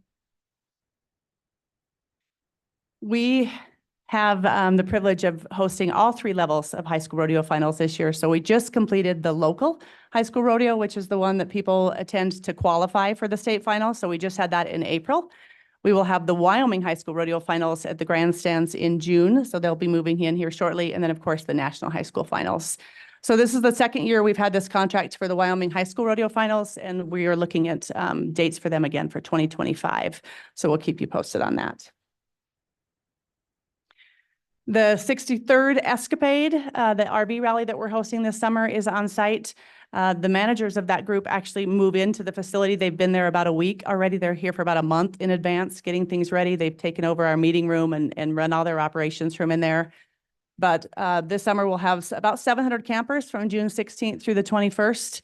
As always, we always invite them to come early and stay late. Obviously, the longer they're here, the better it is for all of us. They can enjoy what we have to offer, and our economy can get a little boost. So we'll have the Escapade out there. You've seen several rallies that we have at the complex that are brand specific: Airstream, Newmar, Tiffin, right? You have to be an owner of that particular brand to participate. This is just a sort of an overall join us if you want to get out and escape and camp. So lots of different kinds of units out there, but really excited to have them back. They were here in 2021. So returning this year and looking at a possible recurring schedule with us every 4 or 5 years, which would be fantastic. Then we'll roll right into the National High School Finals Rodeo. They're going to start a day early this year with their Queen Contest. So the actual dates of performance is July 10th through the 20th of 2024. They are expecting about 1,800 contestants. all of the states, New Zealand, Canada, Mexico. It's just incredible what we're seeing there. The demand for campsites is way more than we can provide, which is not necessarily a bad thing. So we're pushing a lot of people into area hotels and other campground spaces. But really anxious to get that started. High school rodeo is looking forward to being back. I believe that we're ready to go. Honestly, we're getting things ready early this year. We have invited Governor Gordon, and if you would all put on your calendars that he's going to join us on July 14th, which is opening night of the high school final. So Sunday, July 14th, Governor Gordon will be on site. We will have a reception in our VIP area at 5:30 that evening, and we'll send out invitations, but we'll have a reception with the governor at 5:30 that evening, and then do some festivities for you, the commission, the fair board, and the state in the arena right before the rodeo starts as well.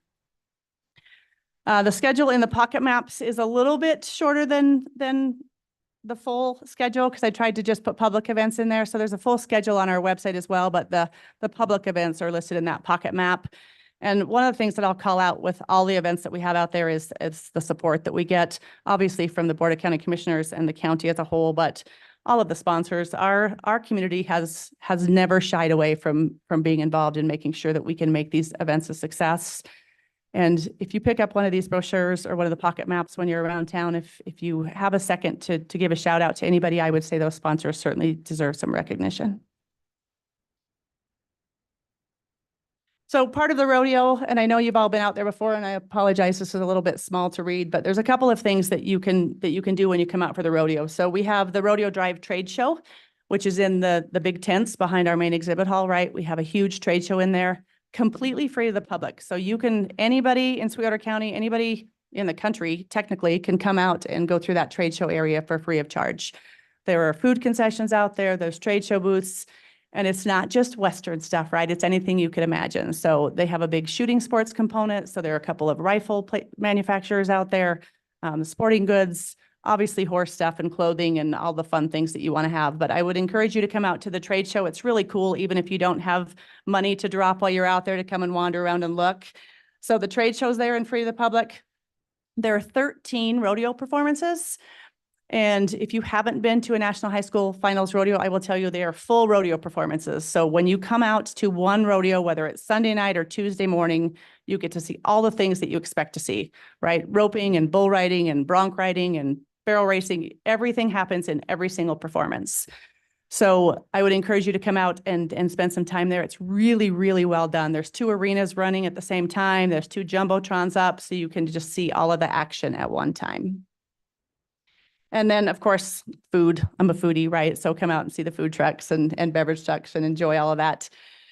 We are soliciting volunteers. So for those of you who have lots of free time, and I know those of you on the bench have tons of free time, so feel free to sign up for a couple of slots on our volunteer program. I know Commissioner Jones has parked lots of RVs in his time, and I'm sure many others of you have done things out there as well, and we would appreciate our whole community getting behind this. It takes about 500 volunteers to pull this together, and the bulk of that happens in the 4 days of check-in.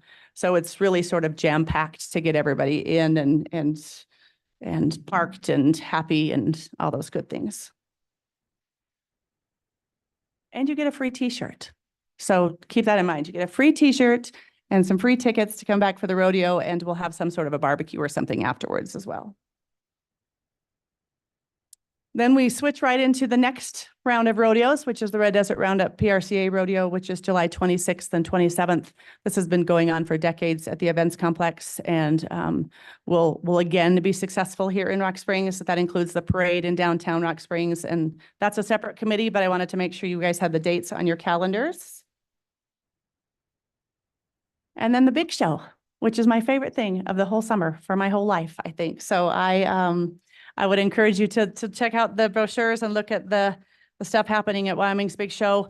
Really excited about a couple of things this year. One, I think our 4-H program is getting stronger and stronger, and the new director there is doing a fantastic job.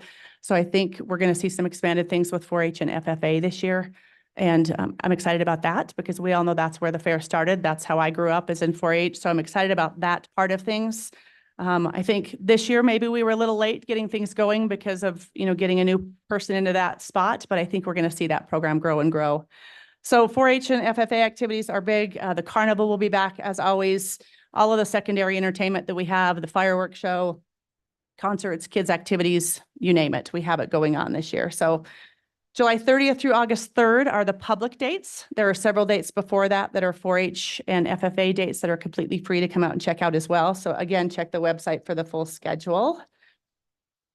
So a little bit different this year, we're trying to do some daily specials so that you know exactly why you would want to come out every single day, because we don't want you to just come out once. We'd love you to come out a couple of days. So Tuesday is new for us. Tuesday, July 30th is our opening day, and we're going to do Wyoming Day that day. So we have been working with UW Athletics to bring in a tailgate pep rally type event tied in with UW Sports. So we're working with them. We're working with the area UW enthusiasts to bring out their cruisers and their buses and all of those good things. So we're going to turn the breezeway into sort of tailgate alley during Tuesday night and invite you to wear your brown and gold or your Wyoming gear. You can save $5 at the gate when you come in, but we're going to try to get everybody there in brown and gold. Chase Beckham, who is our main stage concert, has agreed to wear a UW football jersey. So they're making him a custom jersey to wear that night, and hoping that there won't be any wind and we can get some great drone footage of a really nice full facility all in brown and gold and make it a huge Wyoming Day. And we hope to do that every year from here on out, make that an annual event. So we're excited about that. Wednesday is always Kids Day. Again, we sent out kids brochures to all the school districts to give out free kids tickets for Wednesday. So every kid 12 and under in Sweetwater County should be able to come to the fair for free on Wednesday. On Thursday is Carnival Buddy Day, and it has been group day for us in the past, which I'm not sure many of you are aware of, where we've had Deer Trail Assisted Living, Sageview, some of those groups come participate. We're going to open that up this year to groups like American Legion and Knights of Columbus and the Women's Club and any of those other groups that we can think of that could come out and spend the day with us. So we're expanding group day on Wednesday. And then Thursday, Friday, Saturday sort of speak for themselves because we have so much going on out there, but lots of fun concerts. Saturday's expanded a little bit with the 5K run and a Michelob Ultra movement. So if you come out and enjoy Fair Food Tuesday through Friday, we invite you to run the 5K on Saturday. I will not be there, but I will be happily cheering you on. So 5K and that Michelob Ultra movement, it was really cool last year to see that stuff in the tent. So again, I invite you to pick something new this year, right? Pick something that you haven't done before. Pick some place on the grounds that you haven't went and checked out and check that out this year when you come for the fair. Real quick, I know you've all seen this, but our lineup for fair this year, opening night is Chase Beckham. He won American Idol a few years ago. He has a song out that's really popular right now called 23. He's old enough to be my grandson, I think, but that's okay. All you 80s rockers, Slaughter will be on Wednesday night. Candy, can I hold you up? Need to introduce them on Wednesday night. You want to do that? Trying to figure out which one was related to Rob there. They all got long hair. Right? Yeah. Which one is your brother? All of I can see the resemblance.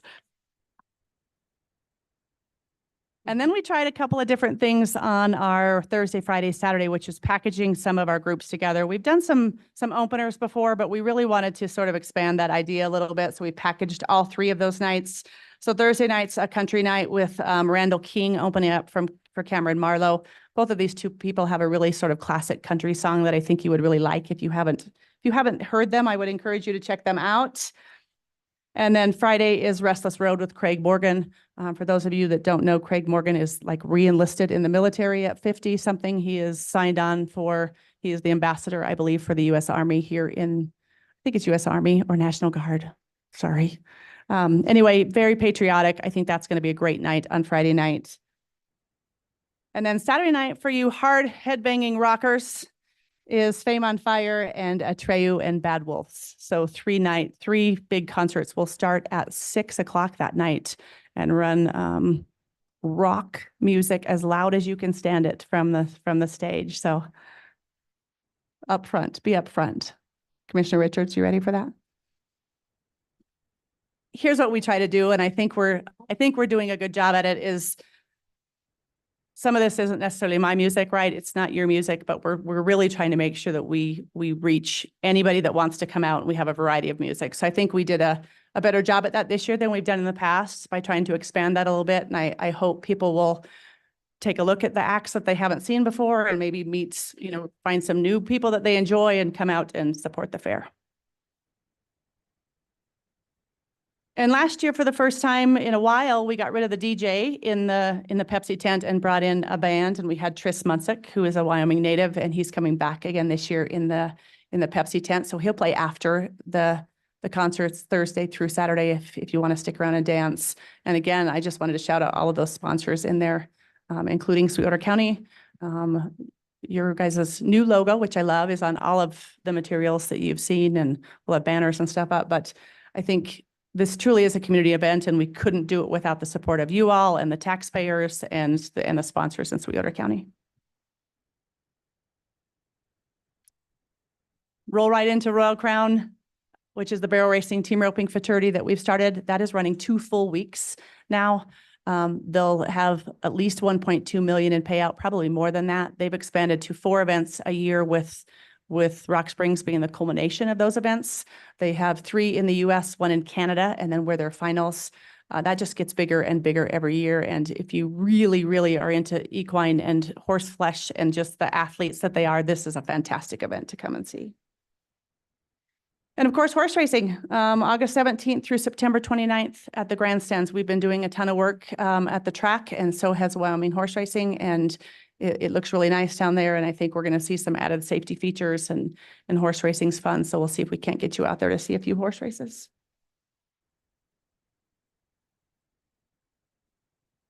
And it thinks I'm done. So I think I'm done.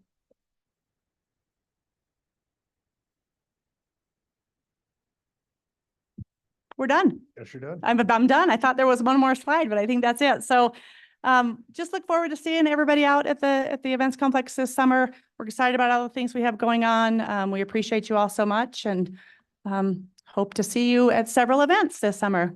And I'll stand for questions. Thanks for coming over today, Candy. She was looking at our last agenda and wondering if we wanted to shorten some of our presentations. I said, no, come on over. Yours is a little more uplifting and exciting than some of the stuff we've been dealing with. So we appreciate all you guys are doing out there and all the improvements and exciting events. Hopefully if summer ever gets here, we can start enjoying some of that. Comments or questions, commissioners? Chairman. Commissioner Richards. Last year, I wondered how you could possibly top your concert lineup.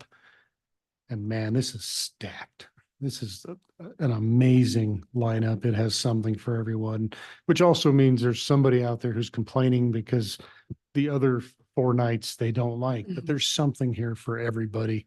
And I don't think a lot of people appreciate how hard it is to put together a list like this. I guess which begs the question, how do you intend to top last year's fireworks? Because it was pretty quite the bar you fantastic. set.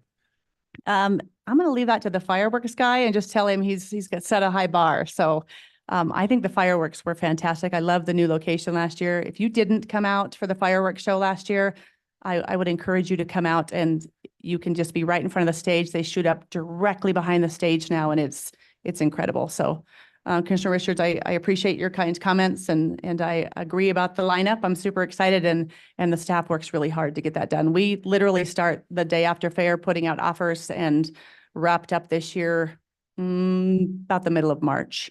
So it's a full 8 months or so to get those people firmed up. Thank you. Commissioner Jones.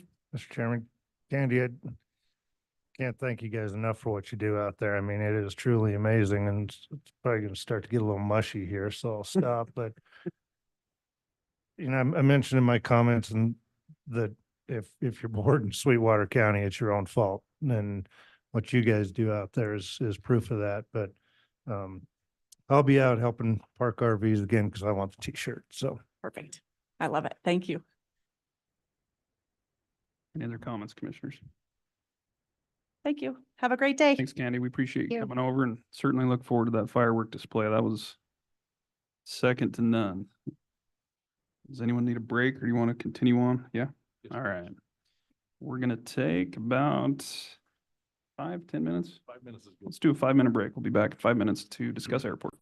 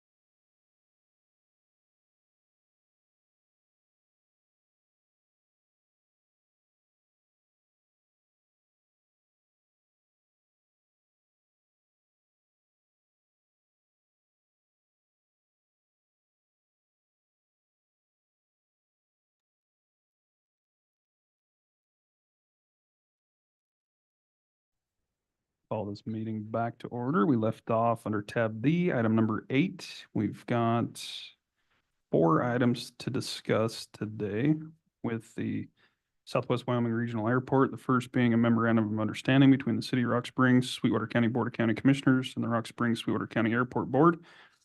With us this morning is Devin Brubaker, the airport director, along with a couple board members, and we'll hand it over to you. Good morning, Devin. Morning, Mr. Chairman. Thank you once again for the time on the agenda today.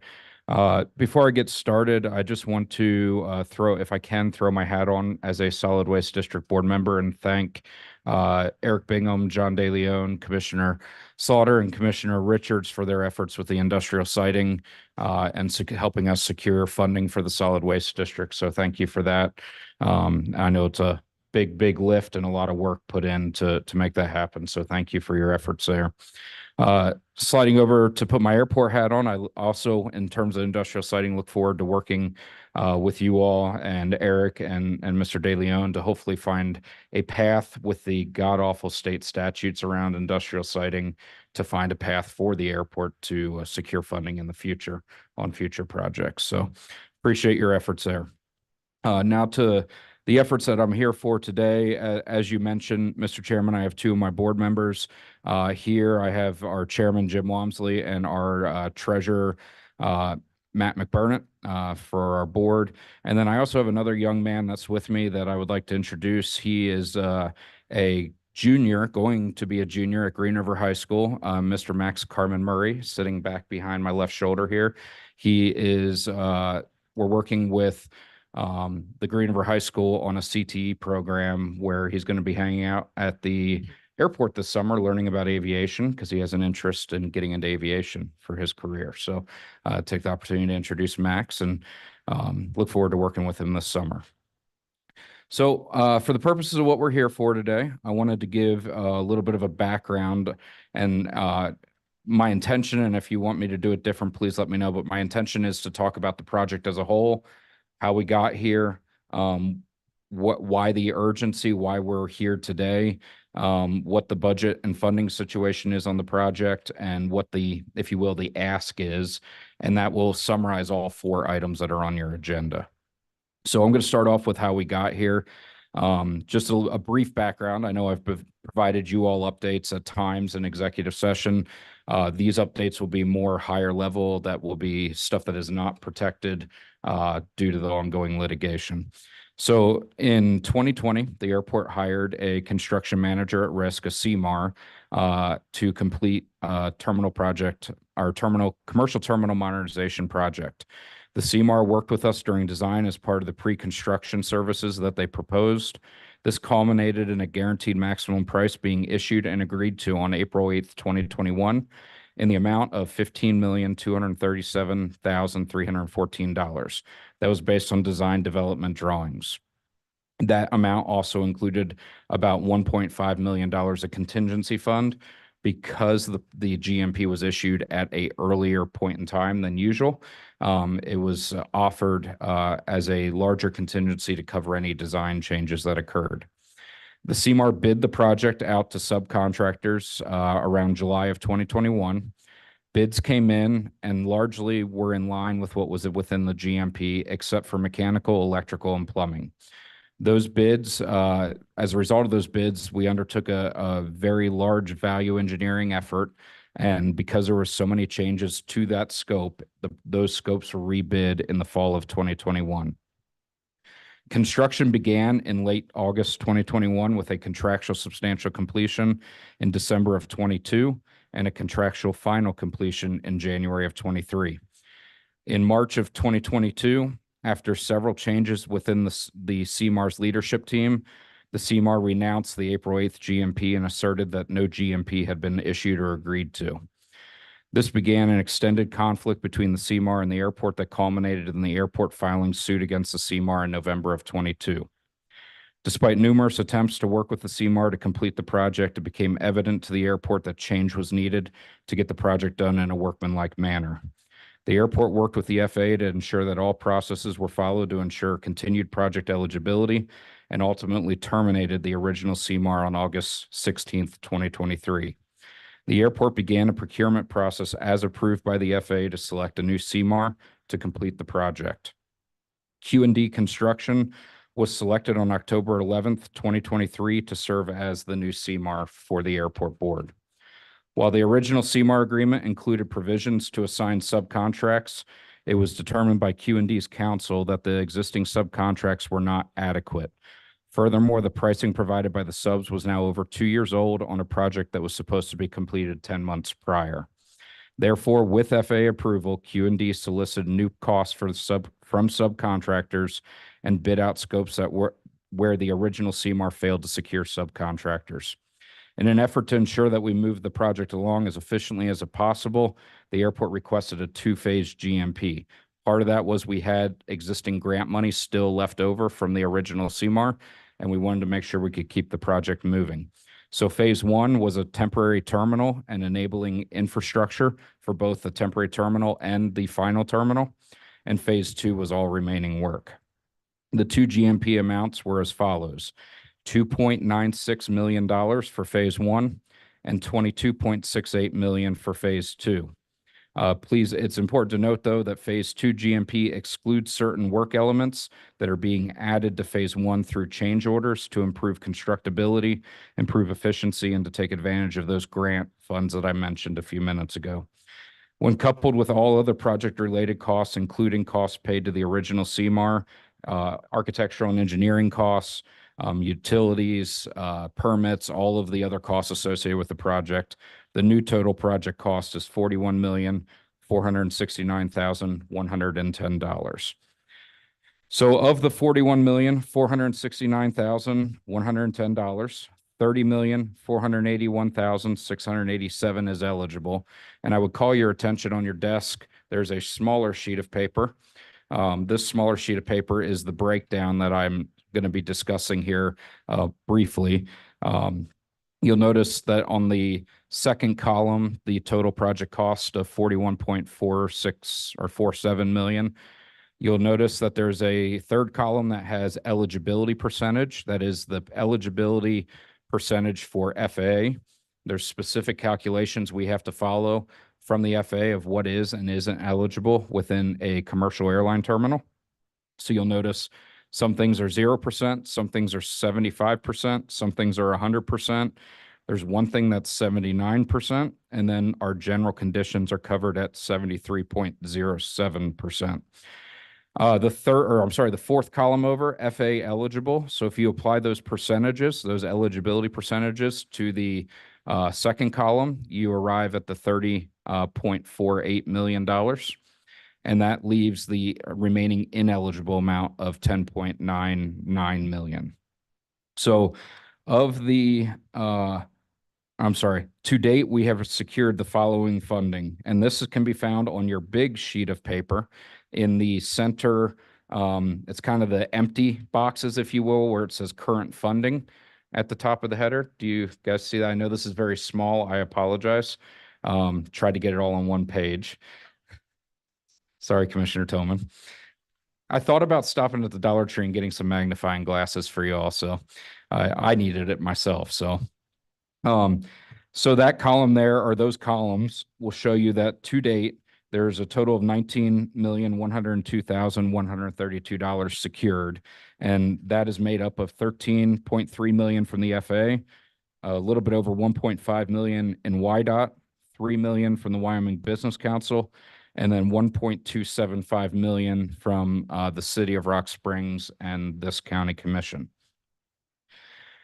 So after you account for the $13 million that we've already secured in FAA eligible costs, there is still a gap of $17.1 million that is eligible for federal funding. And why that's important is because I wanted to be able to share with you what we're doing to pursue that $17 million. So there's 6 different programs that we're pursuing right now, or 5. Let me get my math right here, 5. So the first 2 are formula programs. These are dollars that are guaranteed to the airport that we receive each year from the FAA. The first one is the Airport Improvement Program. It's called the entitlement or the apportionment portion of that program. Thanks. With a stroke of luck, Congress approved a new FAA reauthorization last Thursday, I believe it was, that increased our minimum or our minimum amount of annual formula money from $1 million to $1.3 million. So that will total, the board would be using 4 years of that funding. That would total $5.2 million that we would be using towards that project. The second component that's formula-based is bipartisan infrastructure law, program called Airport Infrastructure Grants. That is formula-based as well. The airport received just a touch over $5 million, split out over 5 years in that program. And that is available through fiscal year 26. Each year, it's about $1 million. Of that 5 and change that we were appropriated, we have $4.682 million left. We used a little bit of it on airfield lighting project that is happening this summer, but we have $4.682 million. That money will go towards this project as well. The next item is fiscal year 2023 supplemental AIP discretionary, AIP Airport Improvement Program. I apologize for using acronyms. That was a supplemental appropriation from Congress in fiscal year 23. The deadline to apply for that money was May 2nd, 2024. We applied for 1.5 million, which was the max that we could apply for towards the project. The next program that is a discretionary program is the bipartisan infrastructure law, airport terminal program. That NOFO, Notice of Funding Opportunity, will be coming in June or July this summer, and we are prepared to apply for that funding. As with any discretionary program, they're all highly competitive and non-reimbursable. I forgot to mention that the first 2 formula-based programs are reimbursable. And what that means is as long as it's an eligible cost, when we get the money, we can use that money to pay back those eligible costs, versus the discretionary grants. You have to use those on costs that occur after you receive the grant. And then the last pot of potential FAA money that we are pursuing is what is known as Airport Improvement Program discretionary. It is the regular discretionary pot of money that's available every year to the FAA to dole out to airports. We're working with the FAA Denver Airports District Office to hopefully be in line to secure some of that funding, especially at the end of their federal fiscal year when they have reversion money from other projects. That's usually the best chance of securing some of that discretionary money. So I'm going to pause there and I'm going to go back to the colorful sheet, the large colorful sheet that is very small and hard to read, and help you understand how I tried to put all of this together. And so I did some quick math, and there's well north of over 1 billion different scenarios that can happen in terms of funding on this project for every dollar, every penny of funding that could come from the state or the FAA. And so I tried to pick some just bookends, if you will. What is the worst case scenario? What's the best case scenario? And then some scenarios in between that. And so when we start at the bottom of that document, we're going to notice that the worst case scenario, scenario number 10, is that we receive absolutely no additional FAA, YDOT, or Business Council funding from what has already been secured. You'll notice I have that, and this is new since I met with you, Commissioner Slaughter, that is now listed at 0%. The worst case scenario is now at 0%. And the reason for that is we have received word in the last week, and it should be approved tomorrow morning, that YDOT Aeronautics has allocated an additional $1 million to the project. On top of that, scenario number 10 assumes that the airport board does not use any of our formula-based money on the project, when we have already made that commitment to use that formula-based money that I just spoke about. So you wonder why it's on here? A week ago, it had a 10% chance of being the worst case scenario. The new worst case scenario is number 9. And that you'll see on the far right shows a total shortfall that's in the far right column under local. You'll see local cash / finance of 10 million. I can't even read it myself. $10,846,164. That is the new absolute worst case scenario that if no additional money is secured from the FA, YDOT, Business Council over what we've committed to using and what YDOT is appropriating officially tomorrow. Every scenario above that is based on different scenarios, including whether the Business Council were to give us additional $2 million in grant funding, if they were to give us a $5 million low interest loan, if YDOT were to appropriate more money, or if the FA were to appropriate more money.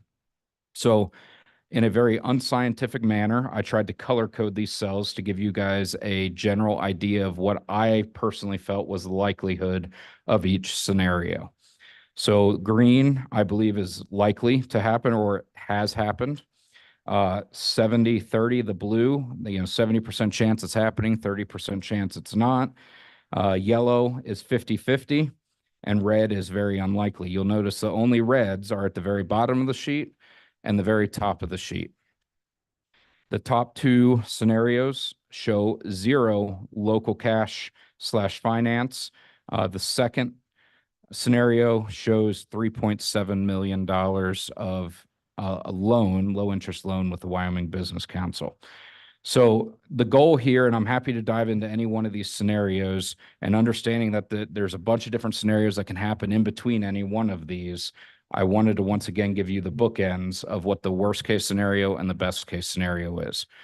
On a positive note, I've had the opportunity to meet with the Wyoming Business Council staff, and that occurred on April 25th.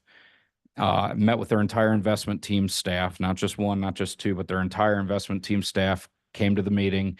And I just had general questions. Would you be willing to consider making a recommendation to the Business Council, the board that oversees the Business Council? Would you be willing to make a recommendation to increase our grant from $3 million to $5 million? When we originally applied for the grant, $3 million was the cap. After the grant was awarded and the project had already started, they had increased the cap to $5 million. So I thought there's no way in heck they're going to say yes, but I wanted to ask the question anyway. Asked the question, they said, yeah, we could get behind that. And I said, okay, well, that was good. Let's go to the next one. Can we talk about getting a $5 million low interest loan through the BRC program, the Business Ready Community Program? And their answer was once again, yeah, we can get behind that. So we have been on a roller coaster for the last several weeks trying to get everything done because they had a May 15th deadline to be able to apply for both those programs. Thankfully, because our initial project application is still a good application, they said we can give you some grace period until the meeting on May 21st with the county and the city to get resolutions passed and to complete your supplemental submittal to supplement your original application. So 2 of your items on your agenda today are resolutions that authorize support the airport board submitting a $2 million amendment request basically for a grant and a $5 million loan request to the Wyoming Business Council. The other item on your agenda is a MOU. I'm sorry. It's a resolution that would authorize your chairman to accept and execute any FA grants up to $30 million as long as those grants do not require an additional appropriation from this body.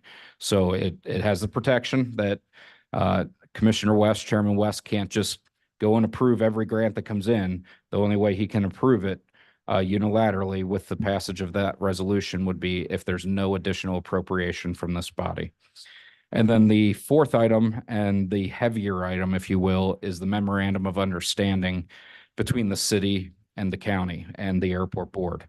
That MOU is the key component to this project getting done. And I want to talk a little bit about what the urgency is and the timing. If I can find my place, because I started going off memory here. We have a couple things. Number one, construction season. We're at the risk of losing another construction season, which will increase the costs. Anytime we continue to delay these projects, the costs will go higher. terminal appearance. I don't know how many of you have had the opportunity to fly back home into our airport, but quite honestly, it's despicable. It's embarrassing. There's probably a million different synonyms that I can come up with to describe it, but it is not a good entryway for our community, and it really upsets me. And a lot of people, we hear about it from our passengers. We hear about it. I do quite a bit of travel, and I hear from people in the plane. I sit on the plane. People don't know I'm the airport director, and I hear them talking, and my blood just boils because I wish I could speak up and really address it, much like probably you guys experience sometimes with social media or other platforms. And so the actual appearance, the gateway to our community is in disarray. The other one that really took me by surprise on that April 25th meeting with the Wyoming Business Council, they also informed me that, hey, we support this project, but because we're not confident that you can finish this project, that you don't have enough money to finish this project, you can no longer access the money that's left on your original grant, which is a little over $1.2 million. They said, it's there, but we will not approve any request for reimbursement until we have confidence that you have a pathway to fund this project. And then the last item is period of performance on our existing FAA grants. So we have about $12 million, $12.5 million of FAA grants that expire in June of 2025. We have to use that money by June of 2025, or the money that's left on them goes away. So if we delay any decisions, we risk not being able to go after business council. We will absolutely have to end up turning money back to the FAA because of those grants expiring. And then the last item is the business council, while they are supportive, the staff is supportive of our requests for the $2 million grant and the $5 million loan. They will not make that recommendation to their board unless they have confidence that we can fund the full project. So what the MOU does is it establishes a framework that allows the airport board to come to you all and request, you all in the city of Rock Springs, and request funding as needed on the project on either an interim basis. And what I mean by that is if we, as we do our cash flow analysis, determine that, hey, we have this shortfall this month, we'll be getting a grant next month that is reimbursable, that we'll be able to get that grant money next month. We have to pay for this month, get the grant money next month, and then reimburse the city and the county for that money. And then on a permanent basis would be any costs that we are unable to cover through the pursuit of all those different grant funds that I've mentioned to you. So where you end up is worst case scenario of that 10.8 million. That's if we secure no additional money beyond what we know today is secured. And the best case scenario being $0 to the city and the county and to the airport board. And that's if we're able to lock down federal grants, lock down additional grant money from the business council. That doesn't, the best case scenario actually eliminates the need for the business council loan on top of that. So with that, Mr. Chairman, I wanted to be as brief as I could, but dive into the details, and I'm happy to dive deeper on any subject. If you ask a question that is covered due to the litigation, I'll let you know that, but otherwise my goal is to answer every question I can for you. I know this is a big ask. There's a lot here. The reality is, I hope, I know not all of you have been commissioners while I've been here, but 9 years.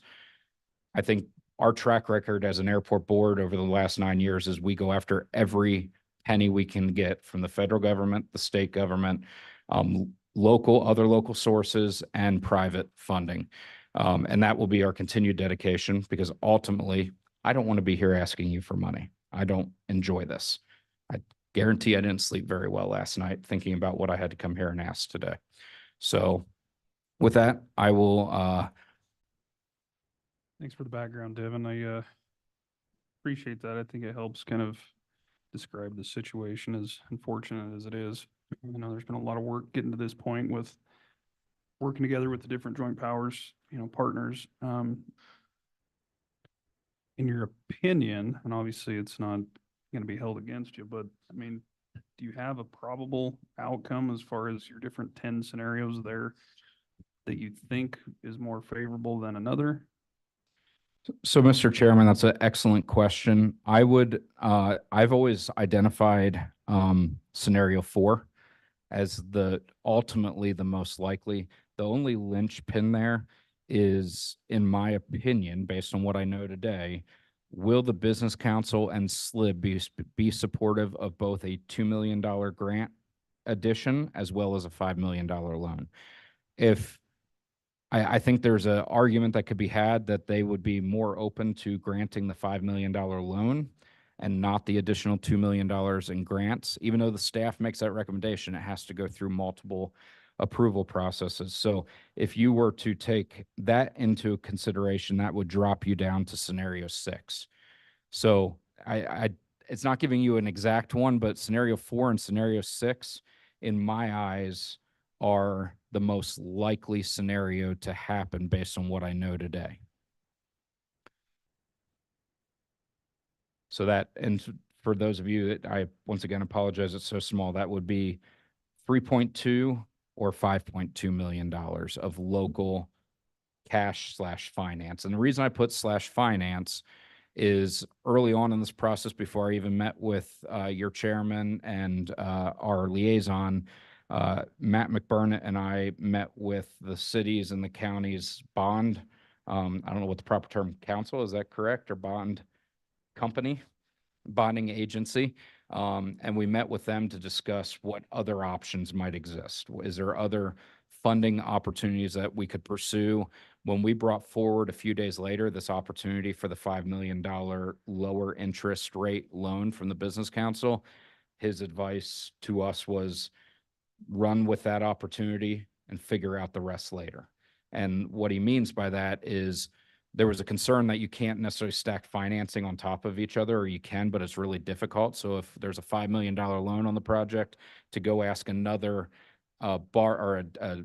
lender to provide another loan on the same project becomes very difficult. So the concern by pursuing, say, a Business Council loan is that you may give up the opportunity to pursue a larger loan that would cover a bigger cost.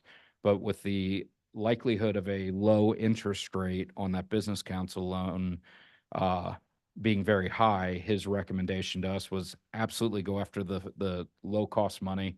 And quite honestly, with the interest rates the way they are today, it's free money, and pay that back over the 30 years or sooner if things allow, and worry about the rest later, that local cash component, basically. So, and Matt can correct me if I misinterpreted that, but I think that's largely what he said, so. And I guess on that, through the $5 million loan through the Business Council, should they move forward with that? I mean, is the airport capable of taking on that? So that's an excellent question, Mr. Chairman, and I want to actually find the exact numbers because I put them in here. I anticipated that question. So the normal approval on a 30-year note with them would be at 3%. That would equal a $255,096 a year payment.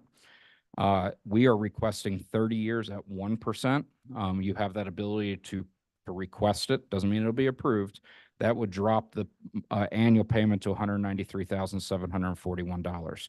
It is my intention, the board's intention, that we would do everything we can to pay for as much of that, if not all of it, ourselves. However, the MOU is written that if we are unable to cover that all by ourselves, that it would be included in our regular annual funding. Whatever we can't cover would be included in our annual funding request to the city and the county on the 2/3, 1/3 split that the joint powers agreement calls for between the county and the city. Yeah, and I think on that, I spoke a little bit about it in my comments earlier, but a lot of the rush to get this done was obviously the deadline. I think I spoke to that at our last meeting too, with the Business Council and needing it by the 15th and allowing it to go until essentially today. But in order for them to, essentially cough up more money, they want assurance from the joint powers partners that money is going to go towards finishing this project. And obviously the joint powers partners looked back and said, well, we too want to see it finished, but we're fearful that, God forbid this has to go to project number 3. So it's, it's a difficult position to be in. I know, just on the normal request, we're looking at an increase, a significant increase this year. Plus, Assessor Davis just told us we're looking roughly 3.2 million behind. Devin's telling us another 3.2 at a best case scenario. So, it's put us in a difficult position. But there's some aspect that, you can't help but agree that it is embarrassing when you fly into the airport in its current state. And, do we leave it like that? Do we pull out? There's other funding mechanisms that are already secured for that project. So I believe there's some reversionary clauses in those that would be jeopardized with not finishing the project. So, overall, it's a huge lift. But hopefully throughout all the efforts, we can reduce this local match as much as possible. But I'd open it up for any comments or questions. Oh, Mr. Chairman, Commissioner Tillman. I can't talk about the lawsuit, but on the off chance that we would win, there could be some reimbursement coming back. Mr. Chair or Chairman West and Commissioner Tillman, that is correct, and that is written into the MOU that should there be an opportunity for that, the trial is scheduled for March 17th, 2025. It is expected to be a multiple week trial. Should the airport board be successful and receive any type of proceeds from that litigation, that would be top of mind to work with you all in the city to make sure that the airport board is okay, that we've burnt a ton of cash and we're back to where we were, 7 years ago financially, which is very sad. But our goal is to work with you all to make sure that we try to recover as much as possible and return that to the city and the county if there's a successful result with the litigation. Well, and the airport is doing much better if you didn't have legal fees. Yeah, if you take our legal fees out of our budget, things look very, very good for the airport, but legal fees are an issue right now. So. Mr. Chairman. Mr. Jones. How solvent is the company? Do you know that? Want to be careful with the language, but I guess I just don't want anybody to really bank on getting any money back. That's a pretty big gamble and usually not a very successful one. So I wouldn't hope for that Easter egg to come along. Maybe it will, but. Mr. Chairman, Commissioner Jones, I won't speak to necessarily the solvency of the former CMAR on the project, but none of these scenarios before you, nothing that is proposed in any of my budgets assume any winnings, to be clear, or proceeds from a litigation. We hope that a jury will find in our favor. We believe that the jury will find in our favor, but we are not banking on that, to be clear. And I understand probably the comments also directed at your fellow commissioners that you all can't bank on that either, but it is out there. And I do want you all to know it is written in the MOU that we recognize that's our goal if there's success there. So then what assurances did you put in place the second time around to keep this from taking the same path? So it's a very complicated, I guess the best answer I can give you is that the crux of the situation with the ongoing litigation was the existence of that guaranteed maximum price. On January 18th of this year, the judge in the case ruled on a motion for partial summary judgment in our favor, determining that is the GMP, that the April 8th GMP was the GMP, and that is the line in the sand that was drawn. And what I mean by saying that is there was a certain level of relief, if you will, there that the airport board did our jobs. We were doing what we were supposed to. We had a company that reneged on a price, and we've stood strong and said, no, we're not just going to write a blank check. And I don't know that that answers your question, but the contract was slightly revised from what existed before. This new contractor The one thing that I will say about this new contractor is they are an aviation company. So their entire specialty is traveling around the country building airport facilities for airports. They are very tied into the industry. They're at every one of our industry trade shows, conferences. They are sponsors of our events. In our industry, like many industries, the word of mouth is more valuable than anything. And they can't have something bad happen because their entire business is aviation. Whereas the other contractor was a construction contractor that has built a couple aviation projects. I've known this company that we have hired for 8.5 years. I've known them. I know the leadership. I've been around them. I have a lot of confidence in them. Their team, they've been on site working for a couple months now, and it is a very, very high quality operation that they're running. It's a night and day difference. So I don't know that that necessarily answered your question. I tried my best to. I don't know that there's a true answer to that question. That's probably wasn't completely fair, but I guess I'm just concerned. I mean, we have really no idea what we're getting into, but we have to sign it, and I understand there's a process and you have to start somewhere, but we've been put in a horrible spot. Mr. Chairman, if I might, I remember a past commission chair, and I don't remember which one it was at this point, but very poignantly saying, you need to stop putting us into a corner early in my time here. And I learned a lot of lessons working with that last commission, and I don't come here today lightly because I know this does put you all in a corner. But I only came here because I've been in a corner. The airport board's been in a corner for 2 years, over 2 years. And we've exhausted everything we can up to this point. We have a lot more to do, but we have to, in our opinion, we got to get moving, and we cannot risk the money we have secured. It's put us in a very bad spot, and if I could have solved it without coming to you all, I absolutely would have done that. And unfortunately, this is last resort for us. Mr. Chairman. Commissioner Richards? Devin, you could help me with what I'm looking at out from our corner. So we're looking at a standard budget request with an increase of $900,000 this year. So that's your first real ask of us.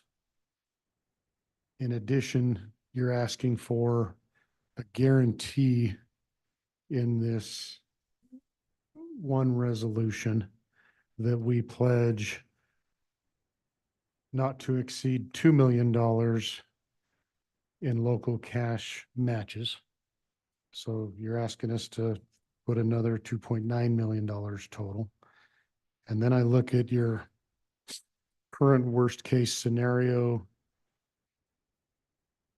is a $10.8 million local match is left over that you have not secured for this project. To get anything, we basically have to guarantee that we're going to be able to finish this project. And that includes current pledged monies that aren't part of that list. This is previously pledged monies to get. We're going to have to guarantee to them that we can finish this project. So that means 10.8 million. I'm assuming the 2 million comes off of the top. So we're looking at 8.8 million that you need pledged from the local communities to finish this project. And our part of that is 60%. So you're basically asking us for pledge 5 to 6 million. Is that, am I reading this right? Mr. Chairman and Commissioner Richards, the only thing that's different from what you said is that the $2 million that is in the resolution for the FA grants is included within that $10.8 million worst case scenario. Which is why I said the 2 million comes off the top of that and drops that to an 8.8. Assuming that, because you're not committing to paying let me say this, the way that resolution is written is it's not asking you to commit to paying $2 million. It's saying that those grants could have a $2 million local match, and only if it requires an appropriation from you all would we come to you and ask for approval of that grant. So the assumption is that we would be able to use other funds to cover that match, and those other funds could be in the form of Wyoming Business Council, they could be in the form of YDOT Aeronautics, they could be in the form of airport cash, they could be in the form of the Business Council loan, because all of those different programs can match each other. So the goal, as with every project that we do at the airport, is to leverage one pot of money to match another pot of money. And so the only time that we would come to you and ask for additional money, so your cap for easy math would be, the worst case scenario would be the legal costs that we basically asked for in our fiscal year 25 appropriations, which is that increase, plus this $10.8 million. Which we would be 60%. 66.6%, because it's 2/3. So you're asking us to pledge 7 million. Yes, you're better with quick math than I am. But I just want to make sure that that's why I ran through making sure we're all on the same page about the numbers. Can you explain when they might come due though? Because it's not like you have to have that 7 million right today. So yeah, it's not asking for an appropriation today, to be clear. There is no appropriation involved. Just with asking for a unlimited petty cash fund and a blank checkbook, right? That's exactly. It's not unlimited. I appreciate the question, but it's not unlimited. But the MOU requires us to come back and ask for future appropriations. This MOU simply sends a message to the parties that we have a path to get this project funded, with the requirement on the airport board that we are going to go after every penny possible from every other source before we come and talk to you.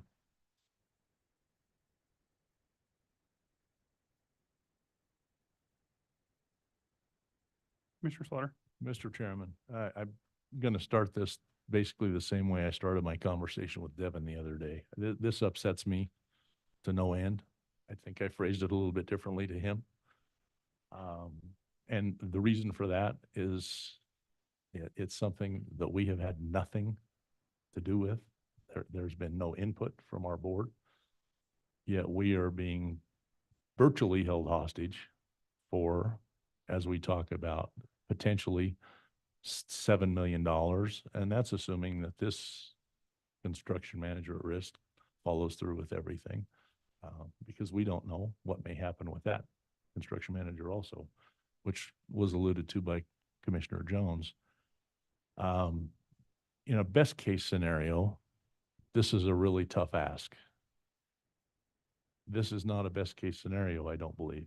When you look at what we are going to start talking about in our budget this afternoon, we have got a declining revenue stream.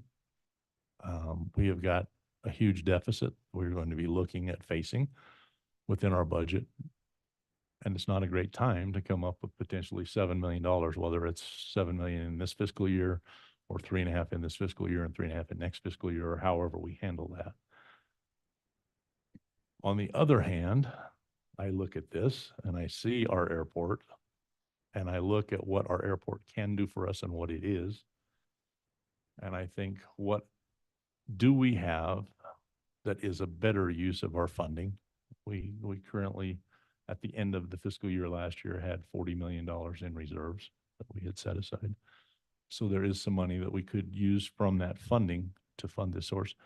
I don't know that there's anything else out there. So it creates a true quandary for me. And then to have it once again compounded by the lack of time that we have to make this decision. If we could go through a couple of days of our budget and see where we really are and have a good feel for that, it would be much easier. But I just think this is an extremely difficult decision that we're going to be faced with, that we're going to make today.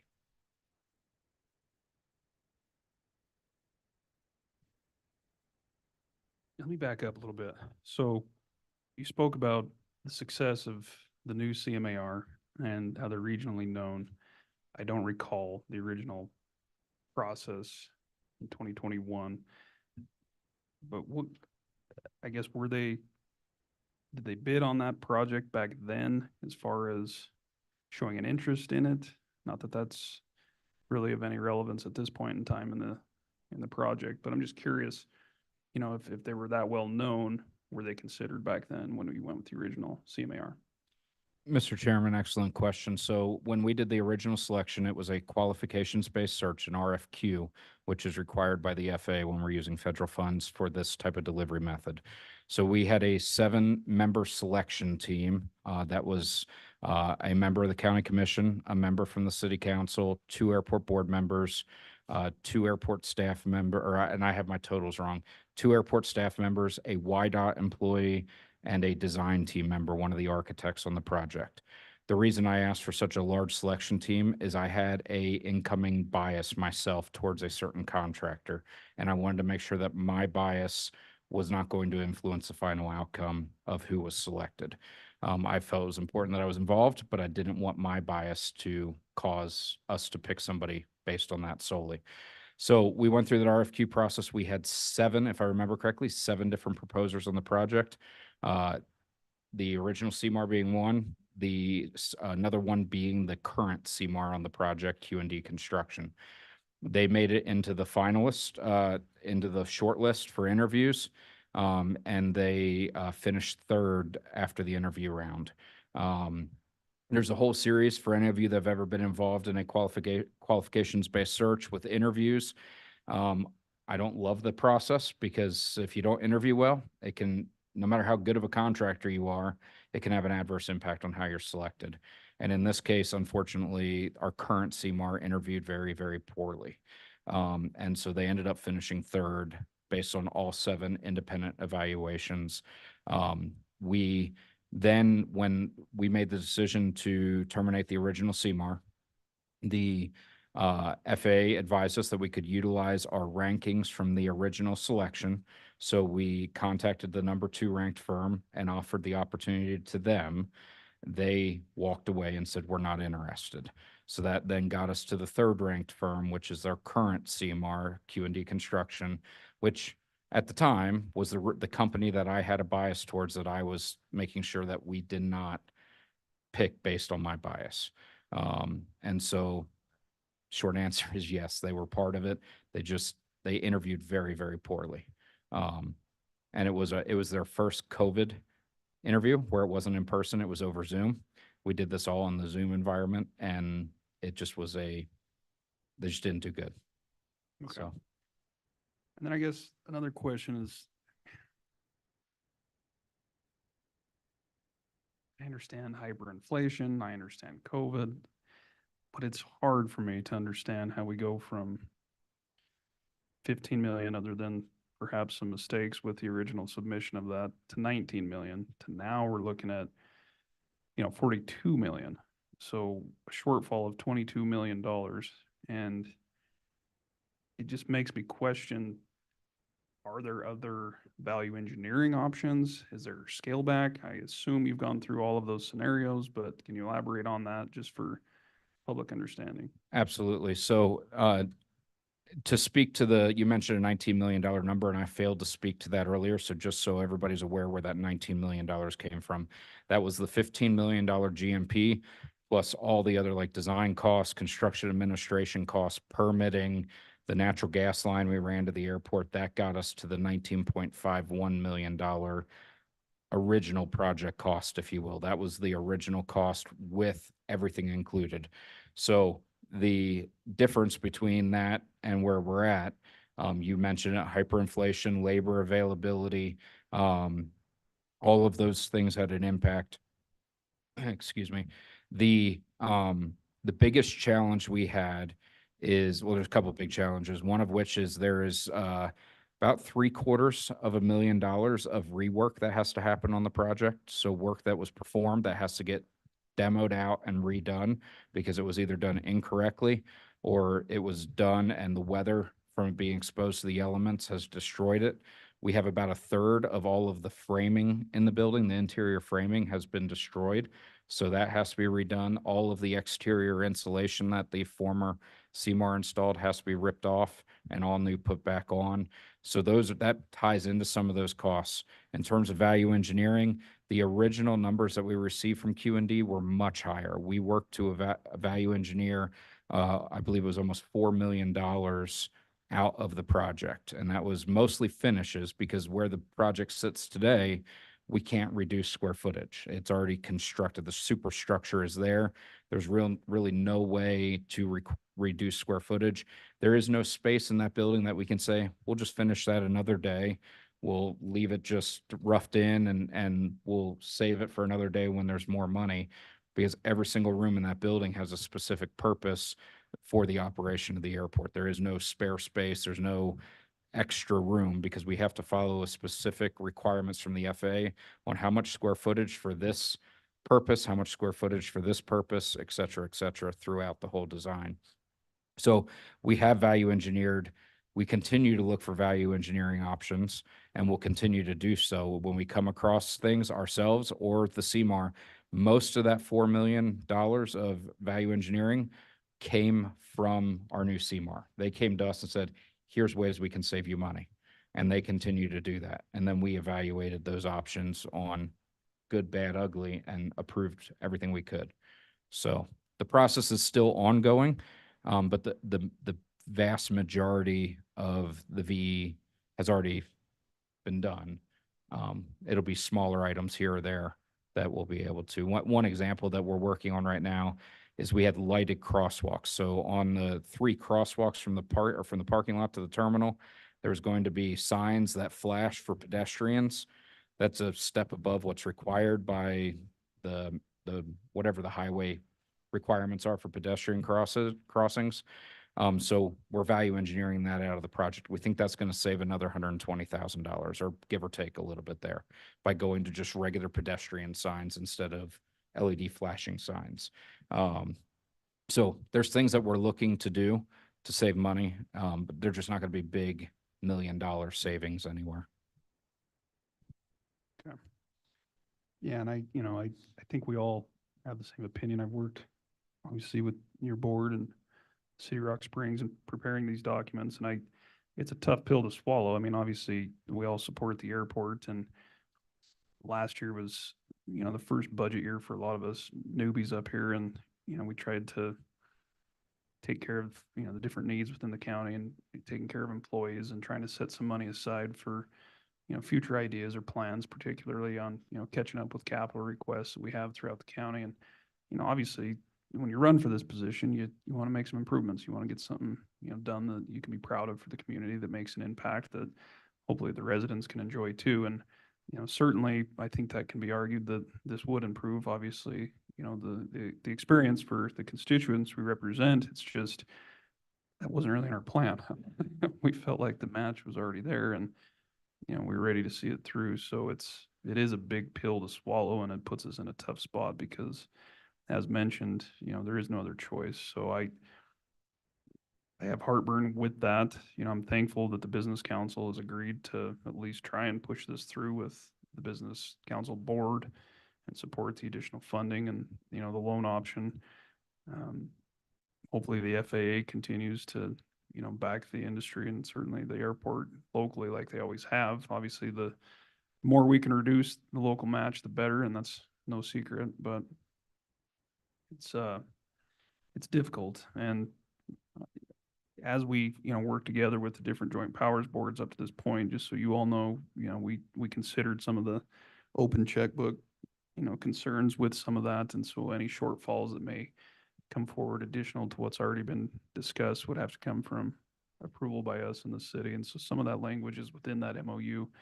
But the hope is that Devin will go to work and try and find whatever funds are available to reduce our share, because a lot of those moving fingers are hard to track with, it could be over a couple year, 3 or 4 year period. And how does that shake out with us as far as having to upfront some of that money and then get reimbursed?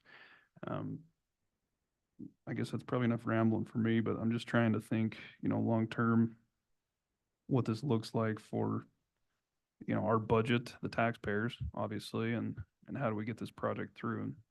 And one question I had, and I think you answered it when you and I spoke, but everything gets approved today, hypothetically speaking.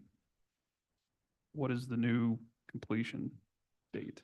So the new completion, the final completion, when everything is closed out, contractors out of town, they're gone, everything's done, October 2nd, 2025.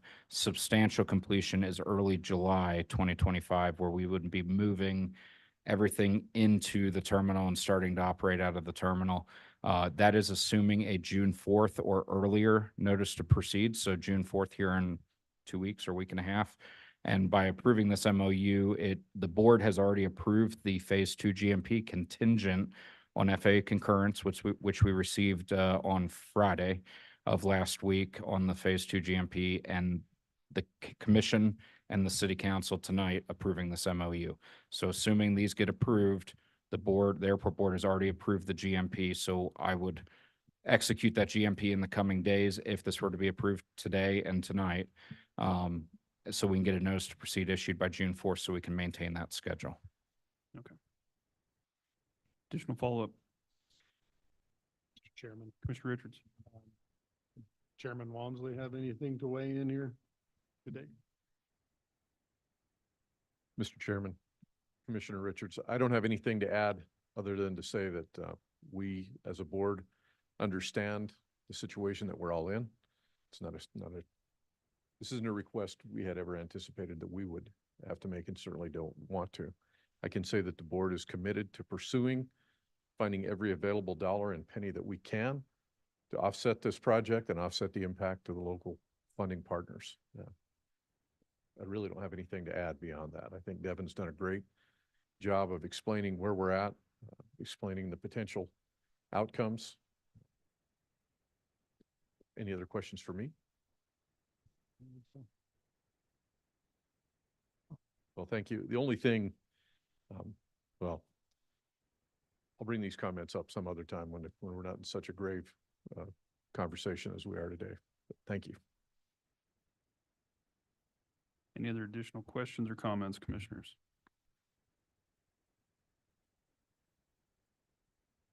Just a heads up, I don't know, I didn't notice it until just now when I was scrolling, Devin, but you might want to fix Mayor Mickelson's name on the MOU. There's a little misspelling there, so just forewarn you before you Okay. go present tonight. And with that, Mr. Chairman, I appreciate that. And I would intend, if it's all right with you and your council and anybody else that cares, I would send everything out for digital Adobe sign signature, just so that we can move the process along if this is approved, to be very clear. So, and I would correct that. Thank you. So with that, commissioners, if there's no further questions, we are on item number 8 under tab D of the action and presentation items. And we are at the point of taking action on the memorandum of understanding between the City of Rock Springs, Sweetwater County Board of County Commissioners, and the Rock Springs Sweetwater County Airport Board. And I would ask what your pleasure is. Mr. Chairman, as Airport Board Liaison, I would make the motion to approve the MOU. Do you have a motion to approve the MOU as presented by Commissioner Toman? Do we have a second? Chairman, I assume that motion is to allow the chairman to sign? Yes. Yes. Yes.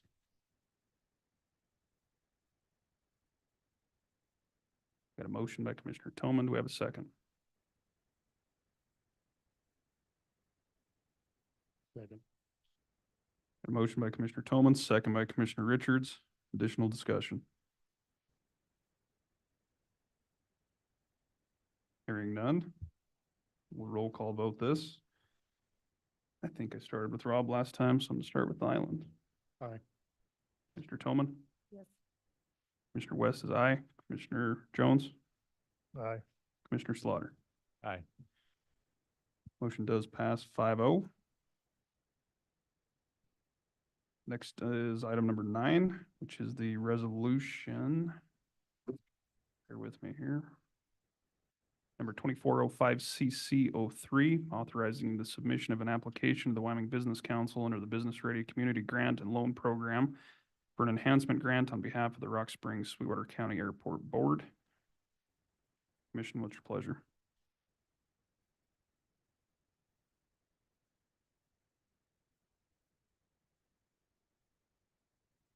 Well, I shall be brave and make the motion.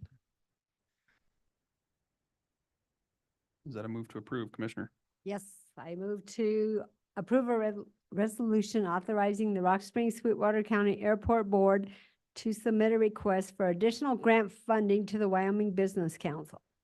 And does the chairman have signed that one too? This one we all sign. This is all of us. Oh, all of us. Okay.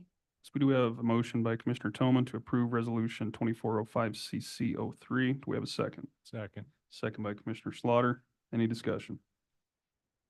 That was the easy one. Hearing none, all those in favor signify by saying aye. Aye. Opposed, nay. Motion's unanimous. Item number 10 under tab D is another resolution in regards to a business council loan resolution.